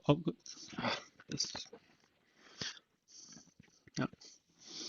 Here's another video that he's doing here. Sorry, because it's what's so weird, guys, and I keep saying sorry, is that about 5-10 seconds later, I'm hearing whatever was talked about, and I can't tell if you guys are actually really talking or if I'm just hearing the. It's probably your system audio feeding back into you. Or do you have the show playing on another window? Yes, if you have the show playing in another window, you get a Right. Just turn the volume all the way down on your video player. Or go mute this tab in all your browsers and that have us. Okay. Oops. Okay, can you guys hear me now? Yeah, you're still fine. Okay, it suddenly stopped. I think that what you guys said there maybe might have been the thing. I'm just going to go ahead and close the tabs as I'm doing it. It's like audio is picking up on some of those. Yeah, you end up with so many things open that. Yeah, it's just yeah. it's kind of messing with me. Sorry. So anyway, so here's another one with the reverse video. I think this was his. This was the amended version. He more that he worked on. Oh yeah, this was his fix to, and you see it's now nice.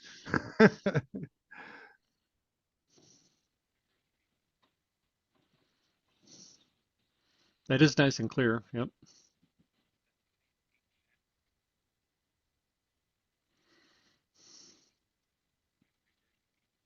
What's not to like about that? Yeah. The border. Oh yeah, I hadn't fixed the border yet.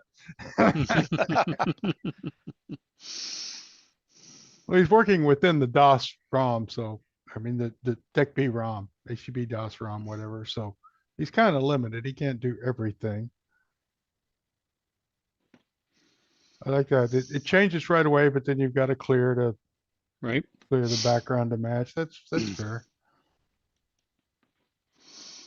Next one up here is Walter.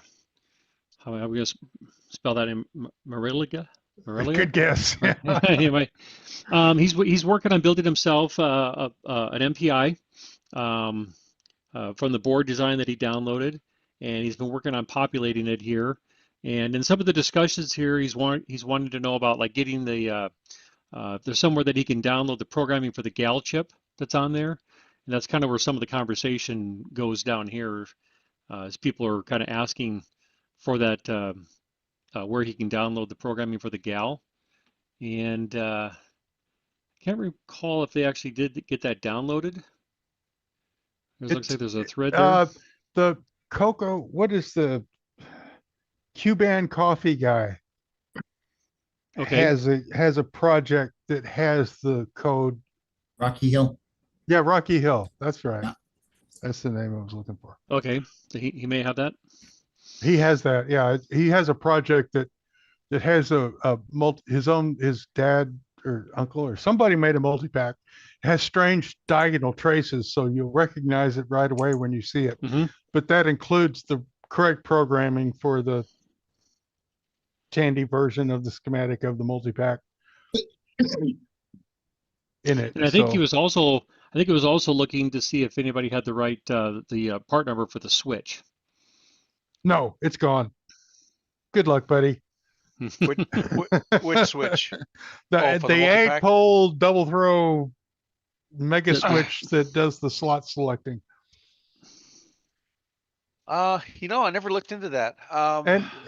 There's no reason to have that switch. Just find some other switch that's similar and put that in your project, because you're not going to have the funky cape arm thing to make it work anyway. Well, in the CoCo one, the switch is from C&K, which I think is now owned by Little Fuse. Right, but the last time I went looking for one of those switches, it was unobtainium. Right. It was one of those, do not use this part for new. For new designs, yeah. Yep. But there again, you can just. But you could really almost use a rotary switch if you wanted to, couldn't you? Because you're just trying to get position 1, 2, 3, or 4. Yeah, it's not hard to change it. It's just trying to match it is the problem. There's two poles. Yeah, it's not difficult. You could use an old wafer switch and have a rotary knob on the front and not change anything. Just fly some fly wires onto the board. But it's trying to do that original thing. That's not exactly easy right now. And plus, you'd have to 3D print the special knob they had anyway.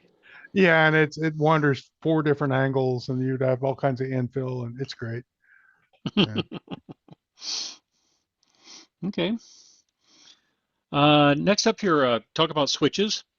Bruce D. Moore, his CoCo 1D board, the power switch is not working, and he's looking for a replacement. So I sent him the part number for it. Yeah, I think I sent him the same one that you. It's just that Mauser doesn't have them anymore.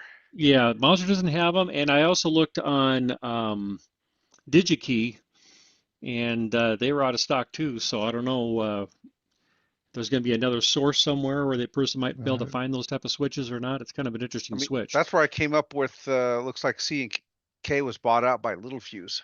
Oh, okay. Oh, okay. You've been chasing all of these things. Yeah, well, I was chasing the one for D. Bruce because I replaced mine on my CoCo 1 here a few years back, so I still had the part numbers from my original order. But yeah, they don't carry them. They carry some of that line, but not that specific one anymore.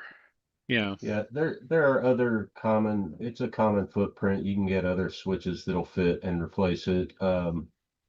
For some reason, he thought it was a 3-amp switch, and maybe the originals were, but it only needs to be a 0.5 amp. Right. Okay.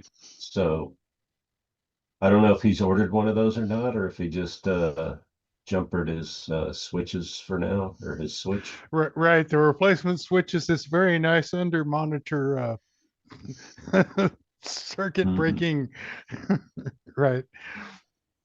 But on the CoCo there, so is it actually switching all the different voltages at the same time that are being tapped off of the transformer? It's all it does the output. It switches the output. It's the output of the transformer. Yeah, correct. It's before all the regulators. Right. So yeah, you're not switching the 120 volts on and off. It's the step down to AC voltages. Yeah. Yep. That's why you got 4 of them. Yeah. So the transformer is always there with a little bit of parasitic draw. Mm-hmm. Okay. Well, hopefully maybe we can find something, because I probably won't be the last person that's looking for that switch. So we'll see if we Right. can find something. Well, DigiKey has a couple of part numbers that are compatible. Okay. I don't remember. I think it's FUOA something or other. Yeah, there was, and I forget the Yeah, exact I know the part number the that it came original up with. isn't available, but there are a couple of them that are suitable replacements. Well, right. Luckily, it just pokes out the back, so you don't have to be 1,000% the same. And they have a sealed version and an unsealed version, so. Sealed version Oh. expensive, but Right? But right? lasts But you longer. can run it through a flux washer.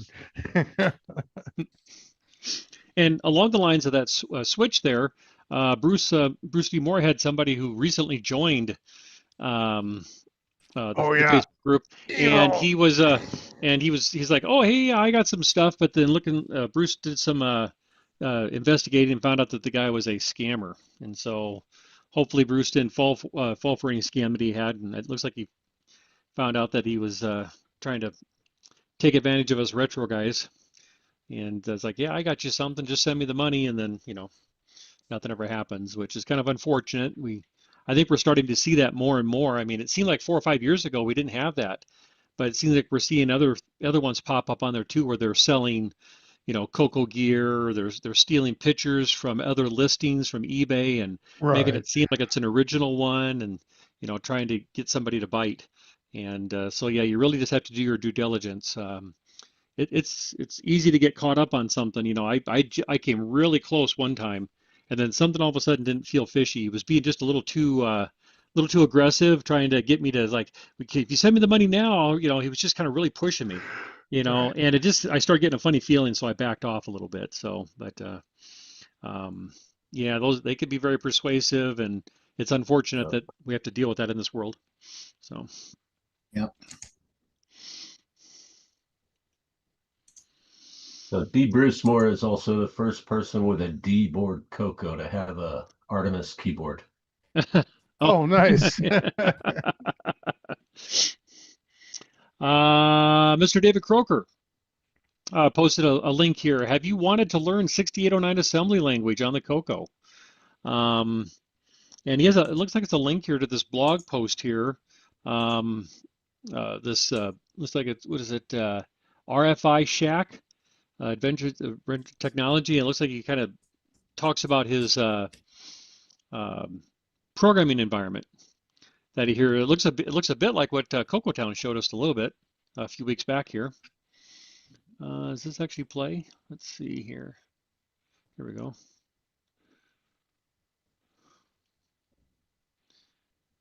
Not sure if he actually has it. Looks like it's just a blog post is what it is here. Okay, so it looks like it's a listing of blog learning assembly language on the TRS-80 color computer, program 6 and 7. So it looks like he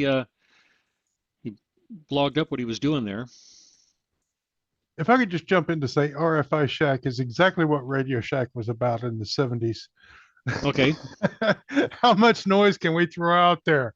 Here's the linear amplifier. It's 2 meter, but it'll fit on your CB. Those use 10 meter linears. 10 meter, yeah, but it'll fit on your CB. So yeah. Well, because CBs are 11 meter. Wink, Close wink. enough. I didn't get a chance to look into this one. I saw the same link, Rick, as well on this one here. I just didn't have a chance to really dig into it too deeply here. But it looks like he just starts typing up his experience with learning assembly language. I like following the new guys because they often do things that I'm about to do before I do, which is very helpful when I'm breaking into things like I'm just trying to learn assembly stuff now and I'm doing everything wrong. So, right. Or these tackling things a are different great. way. Right. Or doing something that the last guy didn't do. Exactly.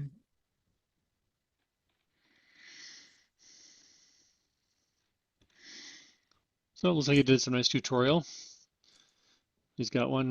I've seen some of these composite mods like this. There's some of that RFI now, yeah. Okay, let's see here.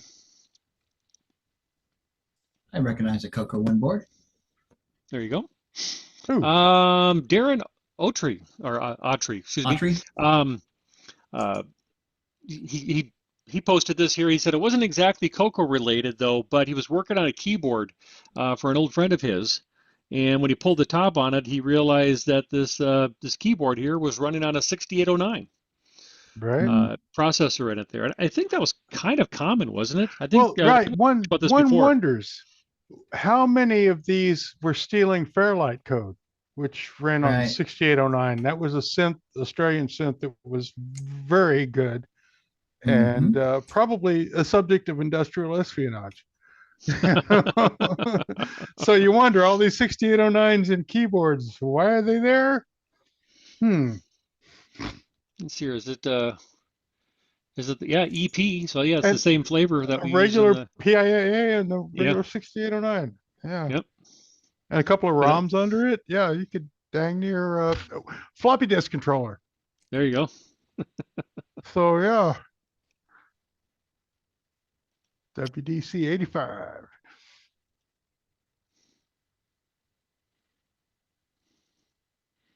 We can't quite make out my eyes, can't quite focus on that one there. It's another Motorola 6811, HC11. So, but yeah, so it looks like they use the whole series of Motorola. Processor. Yep. Yeah. Right, just right down the line. Oh yeah, even Motorola UARTs. Okay. So life is good. Yeah, so, they're all work together. Yeah, well, your Bill Pierce is basically saying that there was quite a few keys that used the 6809 in them.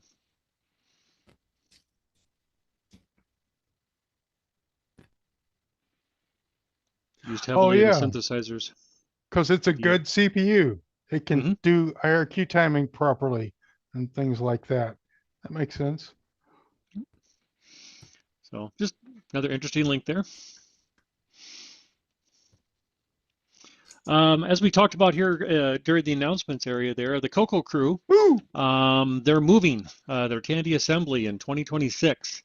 They're going to go to a bigger and better venue, and it's going to be in Cincinnati, Ohio now.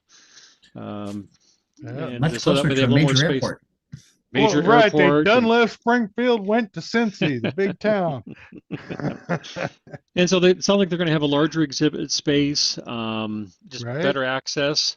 I don't think they're using the exhibit space that's in that picture. Yeah, right here they're going to be the stadium. We haven't quite got to that level there, so maybe they'll have a little more space. I know one of the things that people talk about, if there is any negative, because it sounds like it's a great show, is the fact that the presentations and the vendor tables are in the same room. So when presentations are going on, it makes it a little bit more difficult for vendors.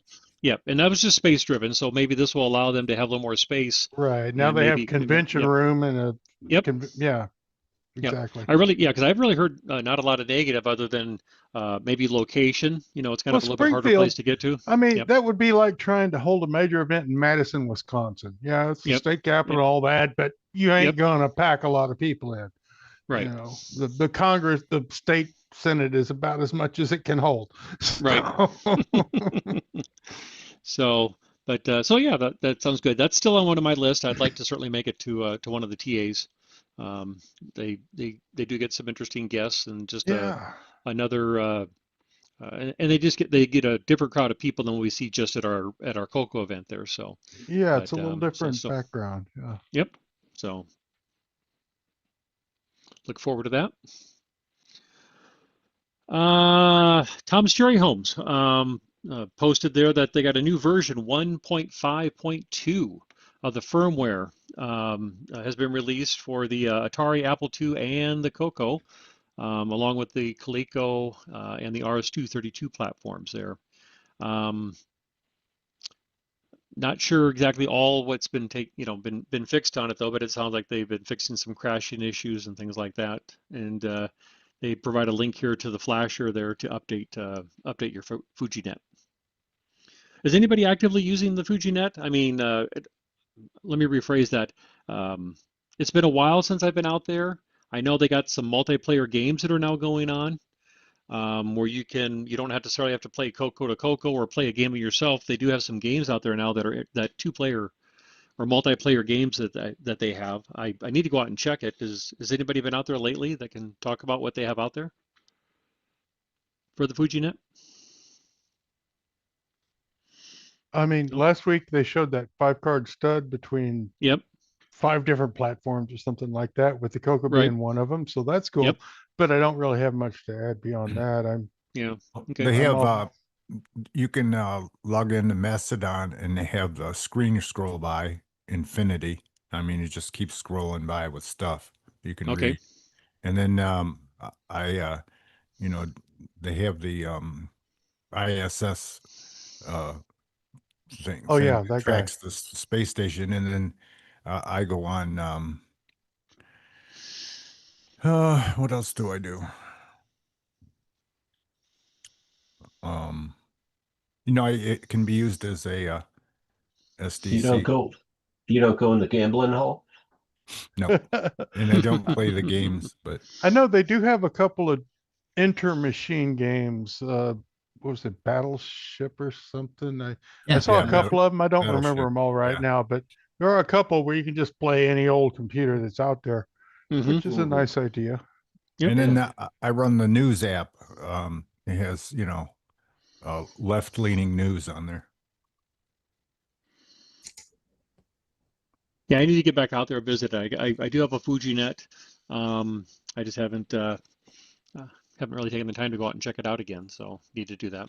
So yeah, I got my CoCo 3 set up here with the CM8 and the cartridges in there, and you can pull up stuff as a SD card, or you can go online with it. It's pretty neat. Now I haven't followed this completely close, but have they come out with a version that doesn't require the plugging into the serial port, or the RS? That's still in the works. Still in process. RSN. Okay. Yeah, but the one I use is the old one, and it works perfectly. There's no lag. There's no, and you might have lag if you're playing the games or something, but I don't do that. So this is perfectly fine. I'm happy with what I got. Yeah, I think the only thing would be that you just wouldn't have that extra cord if they were able to come up with it just to be as a single cartridge, but they're not there yet. So and it works something else. It works in CoCo 1, 2, and 3, and in CoCo 1, and you need to add an extension. I use a extension cord so that it reach around to the, it's a little bit further around. Oh, to get to the serial or to okay. Yeah, and it's a MIDI cable does it. Oh, sure. Yeah, MIDI cable. Yeah, you just got the 4 lines there. Absolutely. Yep. Works great. MIDI's 5.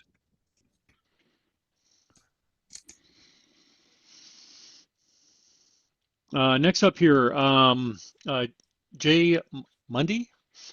This looks like he has a part 2. I'm sorry, I'm moving into some MC10 here stuff. Sorry.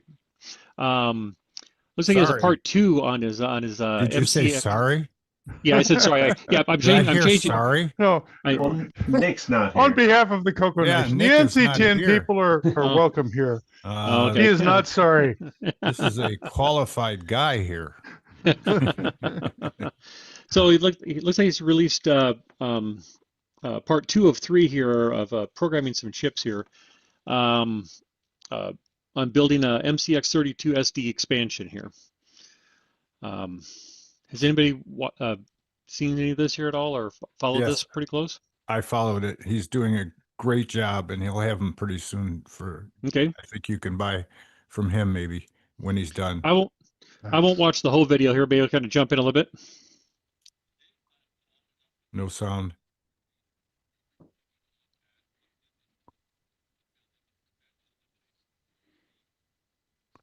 Hi, my name's Ron Delvaux, and I'm talking to you about the MCX32 SD. Here it is right here. How am I doing? You put the card in right there. Awesome. Close, yeah.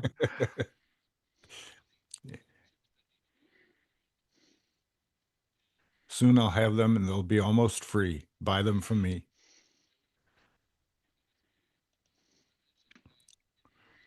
Write another game for it. You're Right? in. So does it give your MC10 the power for a Cray 1 or something? Yeah, it gives you extra RAM, extra IO. RAM, but more ROM memory. Commands, basic commands. Oh, Oh, okay. basic. Customized Sounds basic. Well, in the MCX32, that also gives you a CoCo SDC-like interface too, isn't Right. it? Where you Right. can Right. you can have everything all hooked up. And does So this I do use it, the it works. is this the video RAM bump too, or just external RAM?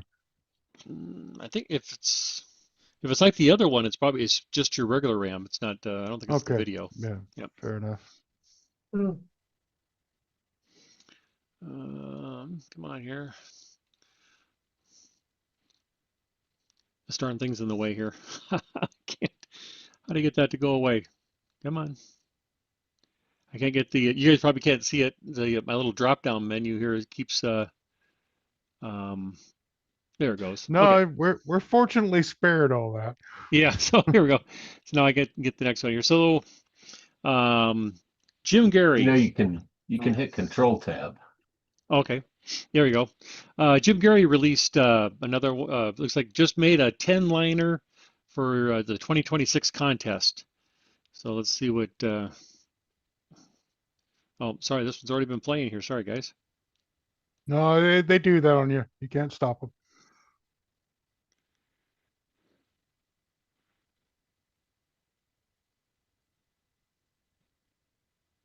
And sometimes you can't start them. It's going. It's just not doing anything here yet. It's Let's just not see here. going yet. There Yeah, we go. scroll through and find a There sparkly we go. spot. There you go. See what it does here. Well, it looks like he's got like that looks like maybe a Oh, parachuter. paratrooper. Yep, trying to land in there. So Oh, you got to hit You got an not updraft. die and Yeah. okay. you made it to the island. There you go. Volcanic Island, is that why it's updraft? So it looks like you just got to see how many times you can keep landing here, as it looks like. Looks like maybe it looks like the target moves every once in a while. It looks like one thing till you land and then it's different. I'm landing on my exhaust plume is what I'm seeing. See, that's just wrong. And the island gets smaller. Oh, okay. So you might need that little skinny landing spot. There you go. But, Okay. looks like nice. you missed that one. Shark attack. So if you miss the sharks, get you. So, but no. Again, as usual, Jim's always kind of coming up with some very creative Nice. games Yeah. there. So, Very creative use of one red pixel. right? Right. Well, what am I going to do in 10 lines? I mean, Yeah. Here's another one that he did here.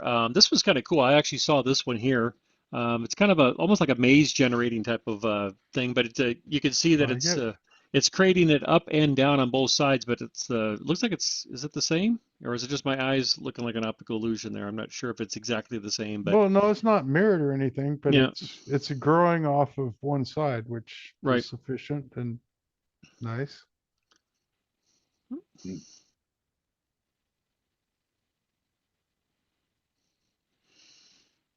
but again, just with the Yeah, this is cool. very short program there, so kind of a maze algorithm.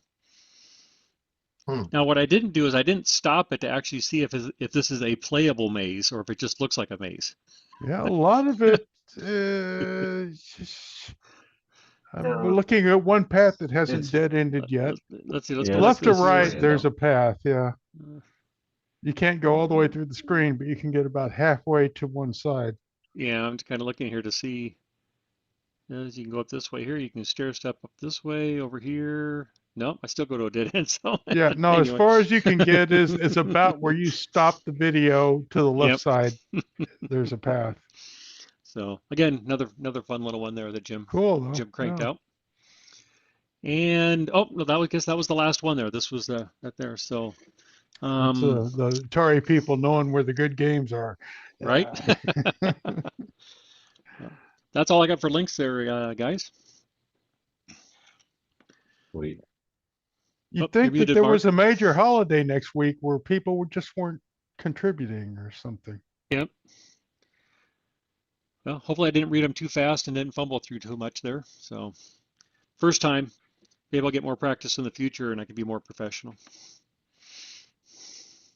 Oh, I do have one little tidbit that I forgot to share earlier, regarding my CoCo 2 S video thing. Turn off the stupid game and switch back to the camera.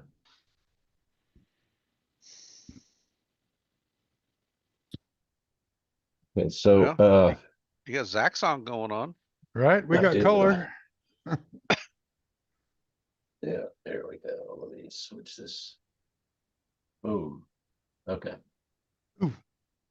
Anyway, I was switching transistors, and basically the transistor that switched that made it start working, my S video, right, was literally an unopened pack of these Radio Shack 3906s. With 3906. I I think I need one of those. Can you hand one to me over the thing here? I'll email it to you. Oh, so you're what's on your screen now is the S video? No, that's just the CoCo 3. Oh, okay. He had the monitor a minute ago, right? Yeah. Cool. Yeah, So I it's was. fixed. I had this one doesn't even have an S video input. Okay, so But, it was just a little he's- bit of boosting issue and a new transistor, and I've I wonder had how these old sitting those around are. for 20 years. Yeah, I kind of wonder how old that is because in my parts box. Yeah. Yeah. well, it's official Radio Shack. Yeah, you just This is the part that made all the difference. It has the pinout right here on the back. Oh yeah. Yeah. Yeah, I got a That's what box. screwed me up in the first place. I got a box that has all those cards, where they sold like just a pair of resistors, or, and you had all Right. the little knobs and LEDs Well, I and like- stuff like that. like what Bob just showed. Those transistors, they had two different pinouts, and you never knew which one they used, EBC or BEC, whatever it was. They switched the base and the ECB.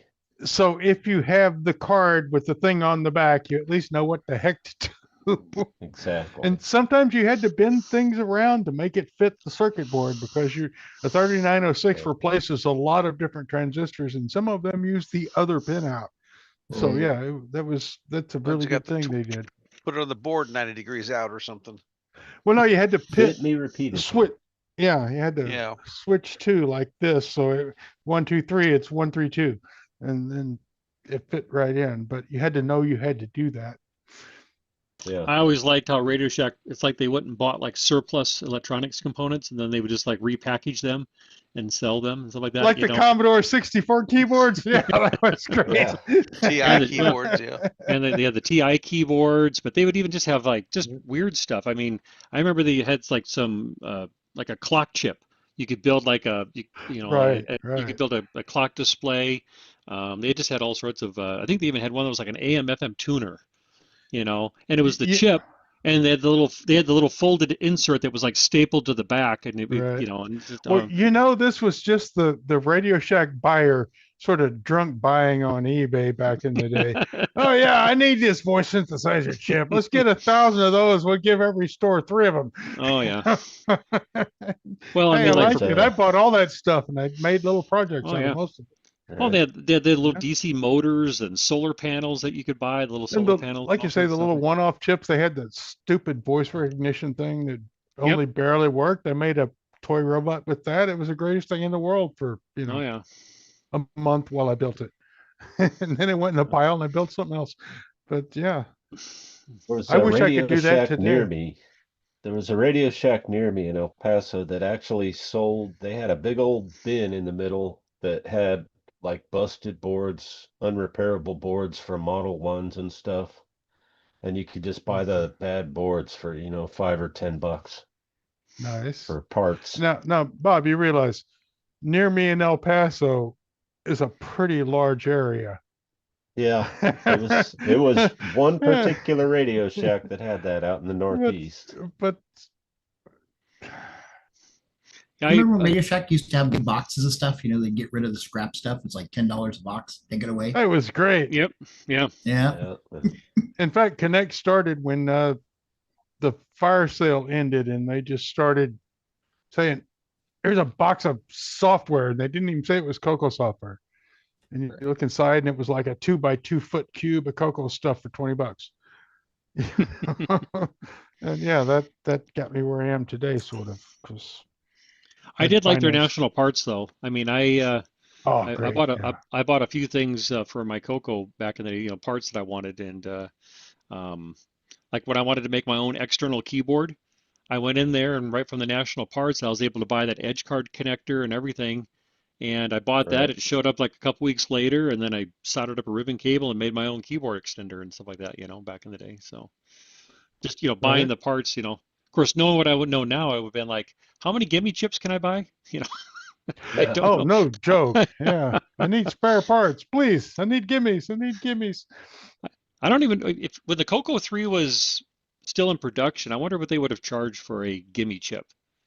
Was that the big cost of a CoCo 3? Was the gimme chip? Was that I wonder if that was like the major. Well, I'm sure it was to them. How they costed it out to the buyer is, who knows? Yeah, It could be. I mean, we were told by Mark at Tandy that Mark Siegel that the CoCo 3 cost less to produce than the CoCo 2 did with the T1.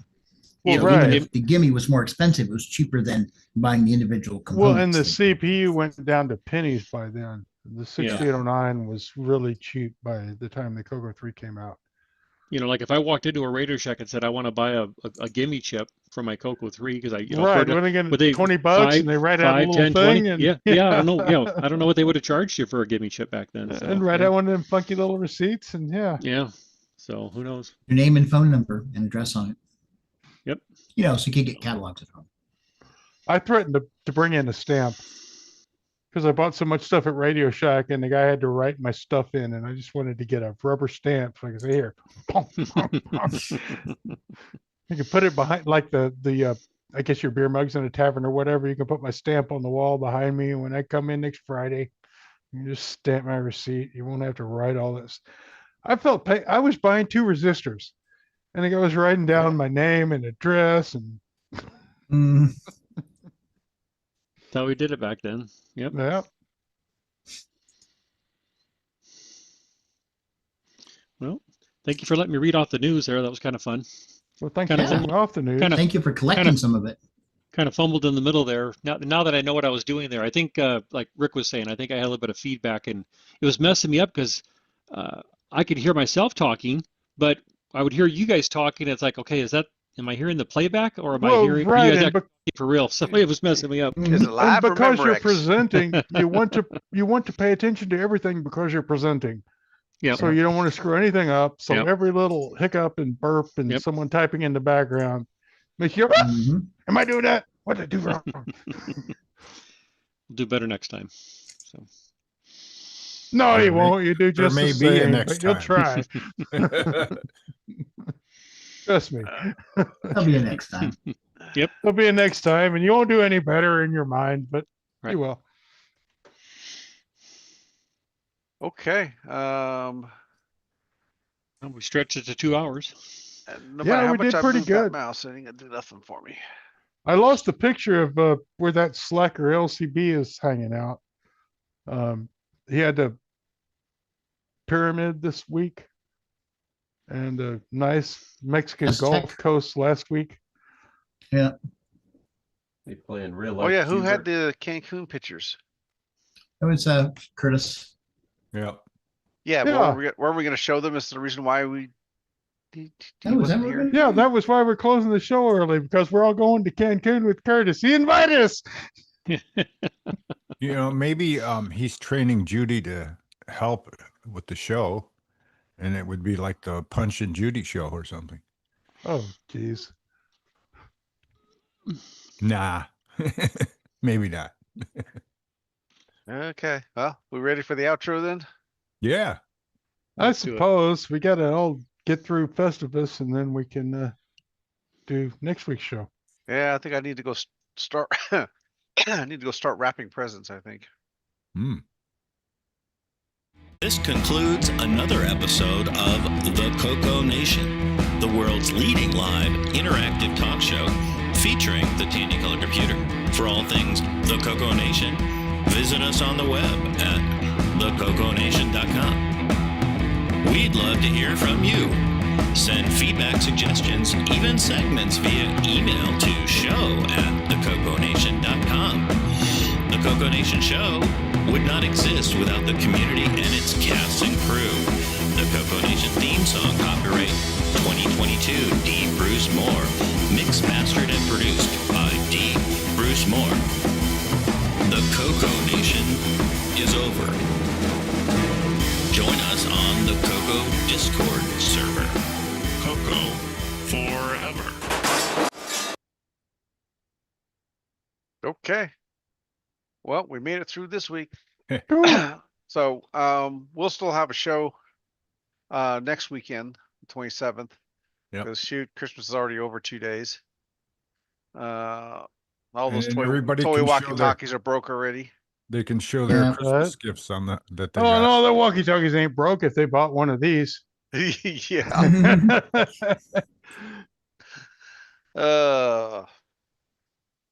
Okay. Well, till next week. Merry Christmas, everybody. Merry Christmas. Merry Christmas. Happy Merry Christmas. Bye. Bye.